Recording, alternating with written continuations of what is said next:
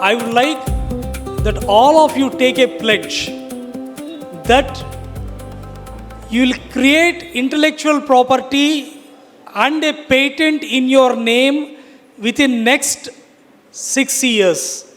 That means before you finish your graduation, there will be patent to your name. Shall we? Yeah? Raise your hands. All children, raise your hands. We pledge to this country, to our school, to our teachers, and the parents, as well as the society at large, that within next 6 years, each one of us, severally and collectively, will have a patent associated with our name in India. Thank you.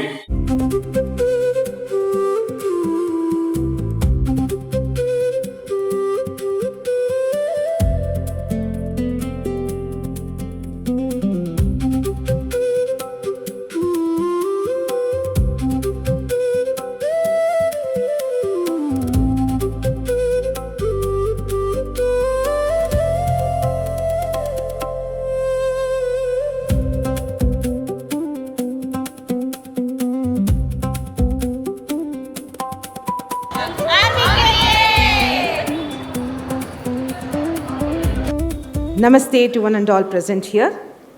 Arise, awake, stop not, till the goal is reached. Swami Vivekananda once reminded us that true success lies in relentless pursuit of excellence. Today we are celebrating the academic achievements of our class 10th, 12th and 2nd PU students. Every mark, every achievement is a step closer to turning the dreams into reality.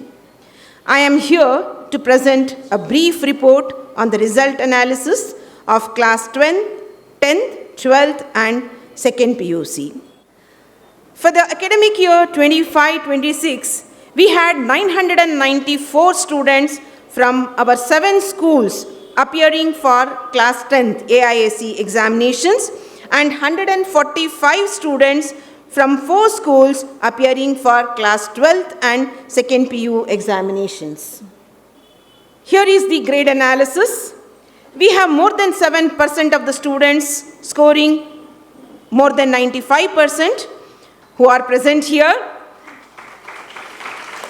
and 17% of the students between 91 to 94, and this is amazing, 67% of the students scoring more than 80%. That means more than 50% of the students are in distinction. Excellence is not a skill, it is an attitude.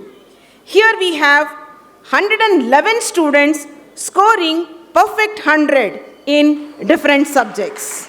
91 students scoring centum in Sanskrit is a remarkable achievement, followed by 7 in science, 4 in social science, 3 in AI, and so on. 45 students appeared for class 12th and secured good results, which adds to the credit of the academic excellence at RVK schools. We are proud to showcase the comparative result analysis from 23-24 to 25-26. I take a proud moment to introduce the star performers. Ravish Bharadwaj from RVK Banshankari has secured 99.2% and stands as the top performer across RVK schools. Mithunjay Venkatraman from RVK Tanisandra and Suhasini from RVK Davangere scoring 98.6%, standing in the second position, followed by Arnav from RVK Tanisandra standing in the third position with 98.4%. Class 12 star performers include Vilas KR from RVK Thanisandra with 91.6%, who is also qualified for JEE Advance, and Tejas BR with 91.4%, who has scored a very good ranking in BR. We have Sammit Bhatt, Pranav, Gauri and Kundan securing very good percentage in class 12th examination. Among 12th, second PU toppers from Davangere, we have Prithviraj Shankar standing in the first position with 97.83%, followed by Priya M with 97.67%. Let's all give a big round of applause for all the star performers. With this data, I would like to conclude that today's results are not the end, but the beginning of new dreams. Let us all encourage our young intellectuals to keep dreaming bigger, working harder, smarter, and believing in themselves. For in their dreams lies the promise of a brighter Bharat. We wish you all the best for your future endeavors. ಧನ್ಯವಾದ. ಈಗ ಇಲ್ಲಿ ಪರಿಚಯ ಮಾಡಿದಂಥವರು doctor Srinivas ಇವರನ್ನು ಒಂದು ಸುದೀರ್ಘವಾದಂಥ ಪರಿಚಯವನ್ನು ಮಾಡಿದರು. ಬಹಳ ಪ್ರಮುಖವಾದ್ದೇನೆಂದರೆ ಅವರು ಓದಿದ್ದು ಆಯುರ್ವೇದಿಕ ಡಾಕ್ಟ್ರು. ಆಮೇಲೆ ಬೇರೆ ಬೇರೆ ಕ್ಷೇತ್ರಗಳಲ್ಲಿ ತಂತ್ರಜ್ಞಾನದಲ್ಲಿ ಕಂಪ್ಯೂಟರ್ಗಳಲ್ಲಿ ಸಂಶೋಧನೆಗಳನ್ನು ಮಾಡ್ತಾ ಏನಿದು ಇಂಟಗ್ರೇಟೆಡ್ ಮೆಡಿಸಿನ್ ಸಿಸ್ಟಮ್ ಇದೆ ಇದ್ರ ಬಗ್ಗೆ ಸಂಶೋಧನೆ ಆಗಬೇಕು ಅಂತ ಅವರು ಬೇರೆ ಬೇರೆ ಯೂನಿವರ್ಸಿಟಿಗಳಲ್ಲಿ ಹೆಚ್ಚಿನ ಅಧ್ಯಯನ ಮಾಡಿದರು. ಆಮೇಲೆ ಇಂಡಿಯನ್ ಇನ್ಸ್ಟಿಟ್ಯೂಟ್ ಆಫ್ ಸೈನ್ಸಿಗೆ ಬಂದರು. ಅಂದರೆ ಮೂಲ ವಿಷಯ ಆಯುರ್ವೇದಿಕ್ ಮತ್ತು ಆಧುನಿಕ ತಂತ್ರಜ್ಞಾನ ಮತ್ತು ಬೇರೆ ಬೇರೆ ಸ್ಟಾರ್ಟಪ್ಗಳ ಬಗ್ಗೆ ಅವರನ್ನು ಹೇಳಿದರು. ಹಾಗೆ ಒಂದು ವಿನೂತನವಾದಂತಹ ವ್ಯಕ್ತಿತ್ವ ಮತ್ತು ಅದರಲ್ಲಿ ಬಹಳ ಪ್ರಮುಖವಾಗಿ ಸಾಮಾಜಿಕ ಕಳಕಳಿ. ಸಮಾಜದಲ್ಲಿ ಇವತ್ತು ಏನೊಂದು ವೈದ್ಯಕೀಯ ವ್ಯವಸ್ಥೆ ಇದೆ ಇದಕ್ಕೊಂದು ಹೊಸ ರೂಪ ಕೊಡಬೇಕು ಅಂತ ಅವ್ರ ಸಂಕಲ್ಪದಿಂದ ಈ ಎಲ್ಲ ಕೆಲಸಗಳನ್ನು ಮಾಡ್ತಾ ಇದ್ದಾರೆ. ಪ್ರಾಯಶಃ ಈಗ ಅದನ್ನು ಉಲ್ಲೇಖ ಮಾಡಿದರು ಪ್ರಾರಂಭದಲ್ಲಿ. ಅಂತಹ ವ್ಯಕ್ತಿ ನಮ್ಮ ಈ ಕಾರ್ಯಕ್ರಮಕ್ಕೆ ಬಹಳ ಮೆರಗನ್ನು ಕೊಡುತ್ತಾರೆ ಅಂತ ನನಗನ್ನಿಸಿದೆ. ಇನ್ನೊಂದು ಬಹಳ ಪ್ರಮುಖವಾದಂಥ ಸಂಗತಿ, ನಮ್ಮ ಅಧ್ಯಕ್ಷರು ಶ್ರೀಯುತ MP ಕುಮಾರ್ ಅವರು ವಿದ್ಯಾರ್ಥಿ ದಶೆಯಿಂದನೇ ಬಾಲ್ಯದಿಂದನೇ ರಾಷ್ಟ್ರೀಯ ಸ್ವಯಂ ಸೇವಕ ಸಂಘದ ಸ್ವಯಂ ಸೇವಕರಾಗಿ ವಿದ್ಯಾರ್ಥಿ ಪರಿಷತ್ ಅಂದರೆ ಅಖಿಲ ಭಾರತ ವಿದ್ಯಾರ್ಥಿ ಪರಿಷತ್ತಿನಲ್ಲಿ ತಮ್ಮನ್ನು ತಾವು ಸಂಪೂರ್ಣವಾಗಿ ಸಮರ್ಪಣೆ ಮಾಡಿಕೊಂಡು ಅನೇಕ ವರ್ಷಗಳ ಕಾಲ ನಮ್ಮ ಕರ್ನಾಟಕ ರಾಜ್ಯಾದ್ಯಂತ ಸಮರ್ಪಣೆಯಿಂದ ಕೆಲಸ ಮಾಡ್ತಾ, ಆಮೇಲೆ ಅವರು ಇಂಡಿಯನ್ ಇನ್ಸ್ಟಿಟ್ಯೂಟ್ ಆಫ್ ಸೈನ್ಸ್ನಲ್ಲಿ ವಿದ್ಯಾಭ್ಯಾಸವನ್ನು ಮಾಡಿ ನಂತರ ತಮ್ಮದೇ ಆದಂಥ ಸಾಫ್ಟ್ವೇರ್ ಕಂಪನಿಯನ್ನು ಪ್ರಾರಂಭ ಮಾಡಿ ಅದೊಂದು ಎತ್ತರಕ್ಕೆ ತೊಗೊಂಡೋಗಿ ಉನ್ನತ ಮಟ್ಟಕ್ಕೆ ತೊಗೊಂಡೋಗಿ ಅನೇಕ ಸ್ಟಾರ್ಟಪ್ಗಳಿಗೆ ಪೋಷಣೆ ಕೊಡ್ತಾ ಜಗತ್ತಿನ ಅನೇಕ ದೊಡ್ಡ ದೊಡ್ಡ ಕಂಪನಿಗಳ ಜೊತೆಗೆ ತಮ್ಮ ಪ್ರಾಡಕ್ಟ್ಗಳನ್ನು ಕೊಡ್ತಾ ಸುಮಾರು 3,500-4 ಸಾವಿರ ಜನರ ಉದ್ಯೋಗಿಗಳ ಸಂಸ್ಥೆಯನ್ನು ಒಂದು ಕಾಲಮಿತಿಯಲ್ಲಿ ನಿಲ್ಲಿಸಿ ಅದನ್ನು ಬೇರೆಯವರಿಗೆ ಕೊಟ್ಟು ನಾನು ಮುಂದಿನ ಜೀವನ ಸಮಾಜದ ಕೆಲಸ ಮಾಡಬೇಕು ಅಂತ ಹೊರಟು ಬಂದಂಥವ್ರು. ಜೀವನದಲ್ಲಿ ಸಾಧನೆ ಮಾಡ್ತಾ ಒಂದು ಹಂತಕ್ಕೆ ಬಂದ ಮೇಲೆ, ಎತ್ತರದ ಶಿಖರಕ್ಕೆ ಬಂದ ಮೇಲೆ ಇಲ್ಲಿಂದ ಮತ್ತು ನಾನು ಸಮಾಜದ ಕೆಲಸ ಮಾಡಬೇಕು ಅಂತ ಹೊರಟು ಬಂದವರು. ಕಳೆದ 7-8 ವರ್ಷಗಳಿಂದ ರಾಷ್ಟ್ರೋತ್ಥಾನ ಪರಿಷತ್ತಿನ ಅಧ್ಯಕ್ಷರಾಗಿ, ಇದೀಗ ರಾಷ್ಟ್ರೋತ್ಥಾನ ಪರಿಷತ್ತಿನ ಅಧ್ಯಕ್ಷತೆ ಜೊತೆಗೆ ಚಾಣಕ್ಯ ಯೂನಿವರ್ಸಿಟಿಯ ಪ್ರೋ ಚಾನ್ಸಲರ್ ಆಗಿಯೂ ಕಾರ್ಯನಿರ್ವಹಿಸ್ತಾ ಇದ್ದಾರೆ. ನಮಗೆಲ್ಲರಿಗೂ ತಿಳಿದಿರುವಂಥ ವಿಷಯ, ಚಾಣಕ್ಯ ಯೂನಿವರ್ಸಿಟಿ ಇವತ್ತು ಸೆಂಟರ್ ಆಫ್ ಎಕ್ಸಲೆನ್ಸ್ ಯಾವ ಥರ ಕೆಲಸ ಮಾಡ್ತಾ ಇದೆ ನಮಗೆಲ್ಲರಿಗೂ ಗೊತ್ತಿದೆ. ಈ ಥರ ಇಬ್ಬರು ಪ್ರಮುಖರು ನಮ್ಮ ಮುಂದೆ ಇವತ್ತಿದ್ದಾರೆ. ಪ್ರಾಯಶಃ ಇವತ್ತಿನ ಈ ಅಭಿನಂದನೆಗೊಳಪಡುವಂಥ ವಿದ್ಯಾರ್ಥಿಗಳಿಗೆ ಒಂದು ಒಳ್ಳೆಯ ಪ್ರೇರಣೆಯ ಸಂಕೇತ ಅಂತ ಈ ಸಂದರ್ಭದಲ್ಲಿ ನಾನು ಉಲ್ಲೇಖ ಮಾಡಲಿಕ್ಕೆ ಇಚ್ಛೆಪಡ್ತೇನೆ. ರಾಷ್ಟ್ರೋತ್ಥಾನ ಪರಿಷತ್ತು ಒಂದು ಸಾರ್ವಜನಿಕ ಸೇವಾ ಸಂಸ್ಥೆ, ಸಮಾಜದಲ್ಲಿ ಒಂದು ಪರಿವರ್ತನೆ ತರಬೇಕು ಅಂತ. ಸ್ವಸ್ಥ ಸುಸ್ಥಿರ ಸಮಾಜ ನಿರ್ಮಾಣ. ಸಮಾಜದಲ್ಲಿ ಒಂದು ಒಳ್ಳೆಯ ಪರಿವರ್ತನೆ ತಂದು ವ್ಯಕ್ತಿಗಳ ಮುಖಾಂತರ ರಾಷ್ಟ್ರ ನಿರ್ಮಾಣ ಆಗಬೇಕು ಅಂತ. ವ್ಯಕ್ತಿಗಳ ಮುಖಾಂತರ ರಾಷ್ಟ್ರ ನಿರ್ಮಾಣ, ವ್ಯಕ್ತಿಗಳಲ್ಲಿ ಒಳ್ಳೆಯ ಗುಣಗಳನ್ನು ನಿರ್ಮಾಣ ಮಾಡುವಂಥ ಕೆಲಸ ಮಾಡ್ತಾಯಿದ್ವಿ ನಾವು. ಅದು ಸಾಹಿತ್ಯದ ಮುಖಾಂತರ ಇರ್ಬೋದು, ಸೇವೆ ಮುಖಾಂತರ ಇರ್ಬೋದು, ಶಿಕ್ಷಣದ ಮುಖಾಂತರ ಇರ್ಬೋದು, ಅಥವಾ ಬೇರೆ ಬೇರೆ ಹೆಲ್ತ್ ರಿಲೇಟೆಡ್ ಆ್ಯಕ್ಟಿವಿಟೀಸ್ ಮುಖಾಂತರನೂ ಇರ್ಬೋದು. ಈಗ ಒಟ್ಟು ಉದ್ದೇಶ ಸ್ವಸ್ಥ ಸುಸ್ಥಿರ ಸಮಾಜ ನಿರ್ಮಾಣ. ಶಿಕ್ಷಣದ ಕ್ಷೇತ್ರದಲ್ಲಿಯೂ ನಾವು 1972ರಲ್ಲಿ ಈ ಒಂದು ಕೆಲಸವನ್ನು ಪ್ರಾರಂಭ ಮಾಡಬೇಕಾದ್ರೂ ನಮ್ಮ ಉದ್ದೇಶ ಇದ್ದಿದ್ದು ಶಿಕ್ಷಣದ ಶಾಲೆಗಳನ್ನು ವಿಸ್ತಾರ ಮಾಡೋದು ಅಷ್ಟೇ ಅಲ್ಲ, ಮಕ್ಕಳಲ್ಲಿ ಪರಿವರ್ತನೆ ತರಬೇಕು, ಮಕ್ಕಳಲ್ಲಿ ಒಳ್ಳೆಯ ವ್ಯಕ್ತಿಗಳನ್ನಾಗಿ ಮಾಡಬೇಕು. ಅದರ ಮುಖಾಂತರ ಈ ನಮ್ಮ ಸಮಾಜ ಮತ್ತು ರಾಷ್ಟ್ರ ಅತ್ಯುನ್ನತ ಜಾಗಕ್ಕೆ ಹೋಗಬೇಕು ಅಂತ ಹೇಳುವಂಥ ಸಂಕಲ್ಪದೊಂದಿಗೆ ನಾವು ಈ ಕೆಲಸವನ್ನು ಪ್ರಾರಂಭ ಮಾಡಿದ್ವಿ. CBSE ಶಾಲೆಗಳು ಮೊಟ್ಟ ಮೊದಲನಾಗಿ ಶುರು ಮಾಡಿದ್ದು ನಾವು ಧಾರವಾಡ ಮತ್ತು ತನಿಸಂದ್ರ, ಸುಮಾರಾಗಿ ಒಟ್ಟೊಟ್ಟಿಗೆ ಪ್ರಾರಂಭ ಆಯಿತು. ಆಗ ಶ್ರೀಯುತ MP ಕುಮಾರ್ ಅವರು ಗ್ಲೋಬಲೈಜ್ ಸಾಫ್ಟ್ವೇರ್ನಲ್ಲಿ ಬಹಳ ಪ್ರಮುಖವಾದಂಥ ಜವಾಬ್ದಾರಿ. ನಮಗೆ ಅನೇಕ ವರ್ಷಗಳಿಂದ ಅವ್ರದ್ದು ಪರಿಚಯ ಇರೋದ್ರಿಂದ ಅವರನ್ನು ಸಂಪರ್ಕ ಮಾಡಿದ ಮೇಲೆ ಆಗಿನ ನಮ್ಮ ರಾಷ್ಟ್ರೋತ್ಥಾನದ ಪ್ರಮುಖರಾದಂಥ ಜಯದೇವರ ಅಪೇಕ್ಷೆಯಂತೆ ಒಂದು ಸಣ್ಣ ಸಮಿತಿಯನ್ನು ನಾವು ಮಾಡಿದ್ವಿ. ನಾವು ಮುಂದೆ ಶಿಕ್ಷಣವನ್ನು ಹೇಗೆ ಕೊಡಬೇಕು ಅಂತ. ಎಲ್ಲರ ಥರ ನಾವೊಂದು ಇನ್ಸ್ಟಿಟ್ಯೂಷನ್ ಮಾಡಿಬಿಡೋದು, ಅದರಲ್ಲಿ ಏನು ಹೆಚ್ಚುಗಾರಿಕೆ ಏನಿಲ್ಲ, ಅದಕ್ಕಿಂತ ಬೇರೆ ಏನಾದರೂ ಮಾಡ್ಬೋದಾ ಅಂಥ ಸಮಯದಲ್ಲಿ ಒಂದು ವಿಷಯ ಬಂದಿದ್ದೆ, ಭಾರತೀಯ ಶಿಕ್ಷಣ ಕೊಡಲಿಕ್ಕಾಗಲ್ಲ, ಆದರೆ ಶಿಕ್ಷಣದಲ್ಲಿ ಭಾರತೀಯತೆಯನ್ನು ತರ್ಬೋದು. ಈಗಿನ ಶಿಕ್ಷಣದಲ್ಲಿ ಇದು ಇದ್ದೇ ಹಾಗೇ, ಇದನ್ನೇನು ಮೆಕಾಲೆ ಶಿಕ್ಷಣ ನಾವು ಬದಲಾವಣೆ ಮಾಡೋಕ್ಕೆ ಸದ್ಯಕ್ಕಾಗಲ್ಲ, ಆದರೆ ಇದರಲ್ಲಿ ಹೇಗೆ ಭಾರತೀಯತೆಯನ್ನು ತರ್ಬೋದು. ನಮ್ಮ ಮಕ್ಕಳಲ್ಲಿ ನಮ್ಮ ಭಾರತೀಯ ಜ್ಞಾನ ಪರಂಪರೆ ಬಗ್ಗೆ, ಭಾರತದ ಇತಿಹಾಸದ ಬಗ್ಗೆ, ಭಾರತದ ಸಂಸ್ಕೃತಿ ಬಗ್ಗೆ, ಭಾರತದ ಮಹಾಪುರುಷರ ಬಗ್ಗೆ, ಭಾರತದ ಬಗ್ಗೆ ಗೌರವ ನಿರ್ಮಾಣ ಆಗೋದು ಹೇಗೆ. ಯಾವುದೋ ಕಾಲದಿಂದ ಬಂದಂತಹ ಸೋತ ಇತಿಹಾಸವನ್ನು ಓದ್ತಾ ನಮ್ಮಲ್ಲಿ ಕೀಳರಿಮೆ ಉಂಟಾಗಿ ಇನ್ಫೀರಿಯಾರಿಟಿ ಕಾಂಪ್ಲೆಕ್ಸ್, ನಾವು ಏನೂ ಇಲ್ಲ ಭಾರತವರು ಇಡೀ ಜಗತ್ತಿನಲ್ಲಿ ಇಂಥ ಮಾನಸಿಕತೆಯಿಂದ ಬೆಳಿಬೇಕೋ, ಅಥವಾ ಜಗತ್ತಿನಲ್ಲಿ ನಮ್ಮ ದೇಶ ಒಂದು ಕಾಲದಲ್ಲಿ ಶ್ರೇಷ್ಠವಾಗಿತ್ತು, ಇವತ್ತಿಗೂ ಶ್ರೇಷ್ಠನೇ ಎಲ್ಲ ದೃಷ್ಟಿಯಿಂದ, ಆ ಶ್ರೇಷ್ಠತೆಯನ್ನು ಉಳಿಸ್ಕೊಂಡು ನಮ್ಮ ಮುಂದಿನ ಪೀಳಿಗೆಗೆ ವರ್ಗಾವಣೆ ಮಾಡುವಂಥ ಕೆಲಸವನ್ನು ಮಾಡಬೇಕು.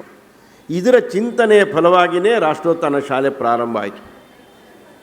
ನಮ್ಮ ಮಕ್ಕಳಲ್ಲಿ ಭಾರತೀಯ ಪರಂಪರೆಯನ್ನು, ಭಾರತೀಯ ಸಂಸ್ಕೃತಿಯನ್ನು, ಭಾರತದ ನೈಜ ಇತಿಹಾಸವನ್ನು ನಾವು ತಿಳಿಸ್ಕೊಡ್ಬೇಕು.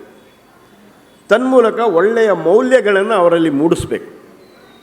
ಆ ಮೌಲ್ಯಗಳ ಮುಖಾಂತರ ಆ ವಿದ್ಯಾರ್ಥಿಗಳು, ಆ ವ್ಯಕ್ತಿಗಳು ತಯಾರಾಗಿ ನಮ್ಮ ಭಾರತದ ಕೀರ್ತಿಯನ್ನು ಜಗತ್ತಿಗೆ ಪಸರಿಸಬೇಕು ಅಂತ ಹೇಳೋ ಉದ್ದೇಶದಿಂದಲೇ ರಾಷ್ಟ್ರೋತ್ಥಾನ ಶಾಲೆ ಪ್ರಾರಂಭ ಆಯಿತು. ಪ್ರಾರಂಭದಲ್ಲಿ ನಿಮಗೆಲ್ರಿಗೂ ಆಶ್ಚರ್ಯ ಆಗ್ಬೋದು, ರಾಷ್ಟ್ರೋತ್ಥಾನದ ಶಾಲೆಯಲ್ಲಿ ಮೊದಲನೇ ವರ್ಷ ತನಿಸಂದ್ರದಲ್ಲಿ 150, ಧಾರವಾಡದಲ್ಲಿ 50 ಅಡ್ಮಿಷನ್. ಅಂದರೆ ಇದು ಏನಪ್ಪ ಇದು ಒಪ್ಪಿಗೆ ಆಗ್ತಾ ಇಲ್ವೋ ಅಂತ ಭಯ ಅಂತೂ ನಾವು ಪಟ್ಟಿಲ್ಲ. ಬಟ್ ನಮಗೊಂದು ವಿಶ್ವಾಸ ಇತ್ತು, ಉತ್ತಮವಾದಂಥ ವಿಚಾರ. ಅದಕ್ಕೆ ನಾನು ಹೇಳ್ತೇನೆ, ಸತ್ವಭರಿತವಾದಂಥ ಬೀಜ, ಫಲವತ್ತಾದ ಭೂಮಿ, ಸತ್ವಭರಿತವಾದಂಥ ಬೀಜ ಫಲವತ್ತಾದ ಭೂಮಿಯಲ್ಲಿ ಹಾಕಿದರೆ ಯಾವುದೇ ತೊಂದರೆ ಇಲ್ಲದೇನೆ ಆ ಬೀಜ ಮರವಾಗಿ ರೂಪುಗೊಳ್ಳೋದಕ್ಕೆ ಏನೇನೂ ಸಂಶಯ ಇಲ್ಲ. ಇದು ಒಂದೇ ವಿಶ್ವಾಸ ಇದ್ದಿದ್ದು ನಮ್ಮ ಹತ್ರ. ಆ ವಿಶ್ವಾಸದಲ್ಲೇ ನಾವು ಈ ಶಾಲೆಯನ್ನು ಪ್ರಾರಂಭ ಮಾಡಿದ್ವಿ. ನಮ್ಮ ವಿಚಾರದೊಂದಿಗೆ ಹೋದ್ವಿ, ನಾವೇನು ಬದಲಾವಣೆ ಮಾಡ್ಕೊಂಡಿಲ್ಲ. ಸಂಖ್ಯೆ ಕಡಿಮೆ ಆಯಿತು, ಇನ್ನೇನು ಅಡ್ಡದಾರಿಗೆ ಹೋಗೋಣ, ಹೀಗೆ ಮಾಡೋಣ ಹಾಗೆ ಮಾಡೋಣ, ಅದಕ್ಕೆ ಹೋಗಲೇ ಇಲ್ಲ. ನಾವು ಇದನ್ನೇ ಮಾಡೋದು. ಅದಕ್ಕೋಸ್ಕರ ಬೇಕಾದಷ್ಟು ಚರ್ಚೆಗಳು ಮಾಡಿದ್ವಿ, ಹೇಗೆ ತರಬೇಕು. ನಮಗೆ ಅಧ್ಯಕ್ಷರು ಒಂದೊಂದು ಸಲ ಕೇಳ್ತಾಯಿದ್ರು, 4 ಸಂಸ್ಕೃತ ಶ್ಲೋಕ ಹೇಳಿದ ತಕ್ಷಣ ಬರ್ತೇನಪ್ಪ ಭಾರತೀಯ ಸಂಸ್ಕೃತಿ, ಅಥವಾ ಮಂಕುತಿಮ್ಮನ ಕಗ್ಗ ಹೇಳಿದ ತಕ್ಷಣ, ಸರ್ವಜ್ಞನ ವಚನ ಹೇಳಿದ ತಕ್ಷಣ ಬಂದುಬಿಡುತ್ತಾ? ಆ ಮಕ್ಕಳಲ್ಲಿ ಆ ಮೌಲ್ಯನ ಬೆಳೆಸುವಂಥದ್ದಕ್ಕೆ ಏನು ಕರಿಕ್ಯುಲಮ್ ಇದೆ, ಇದನ್ನು ರೆಡಿ ಮಾಡಿದ್ವಿ, ಇದನ್ನು ಮಾಡಿದ್ವಿ. ಇವತ್ತು ನಾನು ಕಳೆದ 2-3 ದಿವಸದಿಂದ ಪತ್ರಿಕೆಯಲ್ಲಿ ನೋಡಿದೆ, ಸರ್ಕಾರ ಯೋಚನೆ ಮಾಡ್ತಾ ಇದೆ ಅಂತ. ಇಲ್ಲೆಲ್ಲ ಮಕ್ಕಳಲ್ಲಿ ಮೌಲ್ಯವನ್ನು ಬೆಳೆಸಬೇಕು, ವಾರಕ್ಕೆ 1 ಪೀರಿಯಡು ಮೌಲ್ಯ ಶಿಕ್ಷಣವನ್ನು ಕೊಡಬೇಕು ಅಂತ ಸರ್ಕಾರ ನಿರ್ಣಯ ಮಾಡಿದೆ. ಈ ಮೌಲ್ಯ ಶಿಕ್ಷಣ ಅಂದರೆ ಒಂದು ಕೊಡುವುದರಿಂದ, ಒಂದು ಪಾಠ ಮಾಡಿದ್ರಿಂದ ಬರುತ್ತಾ ಅಥವಾ ಅದು ಇನ್ನೇನೋ ರೀತಿಯಲ್ಲಿ ಬರಬೇಕಾ? ಇದನ್ನು ಯೋಚನೆ ಮಾಡಿದಂಥ ರಾಷ್ಟ್ರೋತ್ಥಾನ ಮಕ್ಕಳಲ್ಲಿ ಪ್ರತಿನಿತ್ಯ ಪ್ರತಿ ಕ್ಷಣ ಅವರ ವಿದ್ಯಾಭ್ಯಾಸದ ಜೊತೆಗೇ ಇಂಟೆಗ್ರಲ್ ಪಾರ್ಟ್ ಅವರಿಗೆ ಈ ಮೌಲ್ಯವನ್ನು ಕೊಡುವಂಥ ಕೆಲಸ ನಾವು ಮಾಡಿದ್ವಿ. ಕಾಣುವುದಿಲ್ಲ, ಅದು ಕಣ್ಣಿಗೆ ಕಾಣುವುದಿಲ್ಲ. ಅದೇನಪ್ಪ ಅಂದರೆ ಅದು ಕೆಲವು ದಿನಗಳ ಮುಂದೆಯೇ ಗೊತ್ತಾಗೋದು. ಹೇಗೆ ಅಂದರೆ, ಒಬ್ಬ ಶಿಲ್ಪಿ, ಬೇಕಾದ್ರೆ ನೀವು ಅರುಣ್ ಯೋಗಿರಾಜನ್ನೇ ಅಂದ್ಕೊಳ್ಳಿ, 3 ಜನ ಶಿಲ್ಪಿಗಳಿಗೆ ಒಂದೊಂದು ಕಲ್ಲು ಕೊಟ್ಟಿದ್ರು, ರಾಮನ ಕೆತ್ತಿ ಅಂತ. ರಾಮನ ವಿಗ್ರಹ ಕೆತ್ತಬೇಕು, ರಾಮ ಮಂದಿರದಲ್ಲಿ ಇಡಬೇಕದು. ಆ ವಿಗ್ರಹವನ್ನು ಕೆತ್ತಂಥ ಅರುಣ್ ಯೋಗಿರಾಜಿಗೆ ಅವ್ರ ಹತ್ರ ಹೀಗೆ ಮಾತಾಡುವಾಗ ಅದರಿಗೆ ಗೊತ್ತಾಯಿತು, ಅವರೊಂಥರ ತಪಸ್ಸಿನಿಂದ ಅವರು ಆ ಕಲ್ಲಿನ ಮುಂದೆ ನಿಂತ ತಕ್ಷಣ ಅವರಿಗೆ ಕಂಡಿದ್ದು ರಾಮ ಮಾತ್ರ, ಬೇರೆ ಏನು ಕಾಣಲಿಲ್ಲ. ಅವರು ಒಂದೇ ತಿಳ್ಕೊಂಡ್ರು, ಈ ಕಲ್ಲಿನೊಳಗೆ ರಾಮ ಇದ್ದಾನೆ. ನೋಡ್ಲಿಕ್ಕೆ ಕಲ್ಲೇ ಅದು, ಕಪ್ಪು ಕಲ್ಲು, ಆದರೆ ಅದರೊಳಗೆ ರಾಮವನ್ನು ಕಂಡುಹಿಡಿದ್ರು ಅರುಣ್ ಯೋಗಿರಾಜ್.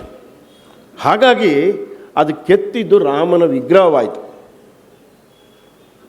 ಯಾಕಂದರೆ ಅವರದನ್ನು ಮೊದಲೇ ಅರ್ಥ ಮಾಡ್ಕೊಂಡಿದ್ದಾರೆ, ಇದರಲ್ಲಿ ರಾಮ ಇದ್ದಾನೆ ಅಂತ. ಮತ್ತು ಯಾವ ರಾಮ ಇದ್ದಾನೆ? ಸುಂದರವಾದಂಥ ಬಾಲರಾಮ ಇದ್ದಾನೆ. ಅವರೇನು ಬಾಲರಾಮ ಅಯೋಧ್ಯದಲ್ಲಿ ಹೋಗಿ ನೋಡಲಿಲ್ಲ ಆಗಿನ ಕಾಲದಲ್ಲಿ, ಬಟ್ ಆ ನಿರೀಕ್ಷೆ, ಆ ಯೋಚನೆ, ಹಾಗೆ ಯೋಚನೆ ಮಾಡಿದ್ರ ಪರಿಣಾಮವಾಗಿ ಇಂಥ ಸುಂದರವಾದಂಥ ಬಾಲರಾಮನ ವಿಗ್ರಹ ನಿರ್ಮಾಣ ಆಯಿತು. 3ರಲ್ಲಿ ಅವ್ರದ್ದು ಆಯ್ಕೆ ಆಯಿತು. ಅವ್ರು ಹೇಳ್ತಾಯಿದ್ರು, ದಿನ ನಾನು ರಾಮನನ್ನು ತಪಸ್ಸಿನ ಥರ ಧ್ಯಾನ ಮಾಡ್ತಾ ಮಾಡ್ತಾ ಈ ವಿಗ್ರಹವನ್ನು ಕೆತ್ತಿದೆ ಅಂತ. ಹಾಗೆ ನಮ್ಮ ಪ್ರತಿಯೊಬ್ಬ ಶಿಕ್ಷಕರು, ನಮ್ಮ ಶಾಲಾ ಕರಿಕ್ಯುಲಮ್, ನಮ್ಮ ಮಕ್ಕಳಲ್ಲಿ ಪ್ರತಿನಿತ್ಯ ಶಾಲೆಗೆ ಕ್ಲಾಸಿಗೆ ಹೋಗಬೇಕಾದ್ರೆ ಈ ಮಕ್ಕಳು ನಮ್ಮ ಭಾರತೀಯ ಪರಂಪರೆ ಸಂಸ್ಕೃತಿಗೆ ಅನುಗುಣವಾಗಿ ಬೆಳೀಬೇಕು ಅಂತ ಯೋಚನೆ ಮಾಡ್ತಾ ಮಾಡ್ತಾ ತಮ್ಮ ಪಾಠ ಪ್ರವಚನಗಳು ಮಾಡಿದ ಪರಿಣಾಮವಾಗಿ ಆ ಮಕ್ಕಳಲ್ಲಿ ಸಹಜವಾಗಿ ಒಳ್ಳೆಯ ಗುಣಗಳು ಬೆಳೆಯುತ್ತೆ. ಅಫ್ಕೋರ್ಸ್ ಈಗ ಭಾಳ ಪ್ರೀಮೆಚ್ಯೂರ್. ನಾವು ಈಗ ನಿಮ್ಗೇನಾದರೂ ಗೊತ್ತಾಗಿದೆಯೇನಪ್ಪ ಅಂತ ಕೇಳಿದ್ರೆ, ಈಗ ಇಟ್ ಈಸ್ ಟೂ ಪ್ರೀಮೆಚ್ಯೂರ್. ಆದರೆ ಅವರ ಜೀವನಕ್ಕೆ ಅವ್ರು ಕಾಲಿಟ್ಟಾಗ ನೈಜ ಜೀವನದಲ್ಲಿ ಅವರಿಗೆ ಗೊತ್ತಾಗುತ್ತೆ. ಉದಾಹರಣೆಗೆ ಒಂದೆರಡು ಹೇಳಿ ನನ್ನ ಈ ಪ್ರಾಸ್ತಾವಿಕ ನುಡಿಯನ್ನು ಮುಗಿಸ್ತೇನೆ. ನಮ್ಮಲ್ಲಿ ಒಬ್ಬರು ಹಗರಿಬೊಮ್ಮನಹಳ್ಳಿಯಲ್ಲಿ ಡಾಕ್ಟ್ರು ಇದ್ದರು. ಅವರು ನಮ್ಮ ವಿದ್ಯಾರ್ಥಿ, ಹಗರಿಬೊಮ್ಮನಹಳ್ಳಿ ವಿದ್ಯಾರ್ಥಿ. ಆಮೇಲೆ ಅವರು ವೈದ್ಯ ವೃತ್ತಿಯನ್ನು ಪ್ರಾರಂಭ ಮಾಡಿದರು, ಹಗರಿಬೊಮ್ಮನಹಳ್ಳಿ ಪ್ರಾಕ್ಟೀಸ್ ಪ್ರಾರಂಭ ಮಾಡಿದರು. ಆಮೇಲೆ ಅವರು ನಮ್ಮ ಶಾಲೆಯ ಕರೆಸ್ಪಾಂಡೆಂಟ್ ಆದರು. ಒಂದು ಬೈಠಕ್ನಲ್ಲಿ, ಒಂದು ಮೀಟಿಂಗ್ನಲ್ಲಿ ಅವ್ರು ಹೇಳಿದ್ರು, ನಮಗೆ ಶಾಲೆಯಲ್ಲಿ ಪಾಠ ಮಾಡಬೇಕಾದ್ರೆ ನಾನು ರಾಷ್ಟ್ರೋತ್ಥಾನದ ವಿಚಾರವನ್ನು ಒಪ್ತಾ ಇರಲಿಲ್ಲ. ಒಂದೊಂದು ಸಲ ಕೋಪ ಬರ್ತಿತ್ತು, ಇವರು ಪಾಠ ಮಾಡೋದು ಬಿಟ್ಬಿಟ್ಟು ಅನೇಕ ವಿಷಯಗಳು ಮಧ್ಯದಲ್ಲಿ ಹೇಳ್ತಾರೆ ಅಂತ. ನಾನು ಗ್ರ್ಯಾಜುಯೇಷನ್ ಆದೆ, ಡಿಗ್ರಿ ಮಾಡಿದೆ, ಆವಾಗಲೂ ನನಗೆ ಇದ್ರ ಬಗ್ಗೆ ಅರ್ಥ ಆಗಲಿಲ್ಲ. ಆದರೆ ನಾನು ಎಂದು ನನ್ನ ಪ್ರಾಕ್ಟೀಸ್ ಶುರು ಮಾಡಿದೆ, ನನ್ನ ವ್ಯಕ್ತಿಗತ ಜೀವನ ಶುರು ಮಾಡಿದೆ, ಆವಾಗ ನನಗೆ ಗೊತ್ತಾಯಿತು ಎಂಥ ಮೌಲ್ಯಗಳು ರಾಷ್ಟ್ರೋತ್ಥಾನ ನಮಗೆ ಹೇಳಿಕೊಟ್ಟಿದೆ. ಆ ಸಮಯದಲ್ಲಿ ಯಾವ ಸಮಯದಲ್ಲಿ ಹೇಳಬೇಕು ಆ ಸಮಯದಲ್ಲಿ ಹೇಳಿಕೊಟ್ಟಿದ್ದಾರೆ ಅಂತ. ಇನ್ನೊಂದು ವಿಷಯ ನಿಮಗೆ ಹೇಳ್ತೀನಿ.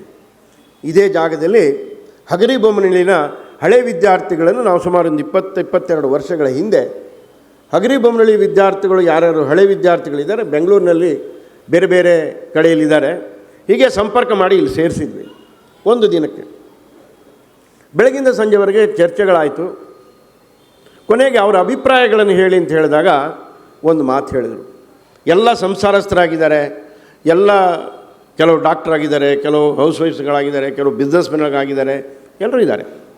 ಅವ್ರು ಹೇಳಿದರು, ನಮ್ಗೆ ಅನ್ನಿಸ್ತಾ ಇದೆ ಪ್ರಾಯಶಃ ರಾಷ್ಟ್ರೋತ್ಥಾನ ಶಾಲೆ ಶುರು ಮಾಡಲಿಕ್ಕೆ ಅದೂ ಒಂದು ಕಾರಣ ಇರ್ಬೋದು. ಅವ್ರು ಹೇಳಿದರು, ನಮಗೇನು ಶಿಕ್ಷಣ ಸಿಕ್ಕಿದೆ ಹಗರಿಬೊಮ್ಮನಹಳ್ಳಿಯಲ್ಲಿ, ಇವತ್ತು ನಮ್ಮ ಮಕ್ಕಳಿಗೆ ಆ ಶಿಕ್ಷಣ ಬೆಂಗಳೂರಿನಲ್ಲಿ ನಮ್ಗೆ ಕೊಡೋಕ್ಕಾಗ್ತಾಯಿಲ್ಲ, ಬೆಂಗಳೂರಿನಲ್ಲಿ ಎಲ್ಲಿಯೂ ಕೊಡೋಕ್ಕಾಗ್ತಾಯಿಲ್ಲ. ಅಂತಹ ಶಿಕ್ಷಣವನ್ನು ನಾವು ಕೊಡಬೇಕು ಅಂತ ಎಷ್ಟು ವರ್ಷದ ಮೇಲೆ ಗೊತ್ತಾಗಿದ್ದು, ತಕ್ಷಣ ಗೊತ್ತಾಗಬೇಕಾಗಿಲ್ಲ, ಆದರೆ ಜೀವನವನ್ನು ನಡೆಸ್ತಿರ್ಬೇಕಾದ್ರೆ ಗೊತ್ತಾಗುತ್ತೆ. ಇನ್ನೊಂದು ಉದಾಹರಣೆ ಕೊಡ್ತೀನಿ. ದಾವಣಗೆರೆಯಲ್ಲಿ ಒಂದು ಕಾರ್ಯಕ್ರಮದಲ್ಲಿ ಹೀಗೆ ಸಭೆಯಲ್ಲಿ ಮಾತಾಡ್ತಾ ಇರಬೇಕಾದ್ರೆ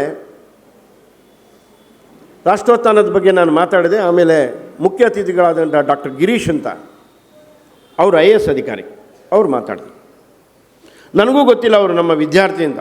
ಅವರು ಆ ಸಂದರ್ಭದಲ್ಲಿ ಹೇಳಿದರು, ನಾನು 9, 10, 8, 9, 10 ಈ 3 ಕ್ಲಾಸ್ಗಳಲ್ಲಿ ಹಗರಿಬೊಮ್ಮನಹಳ್ಳಿ ಶಾಲೆಯಲ್ಲಿ ಓದಿದ್ದೀನಿ.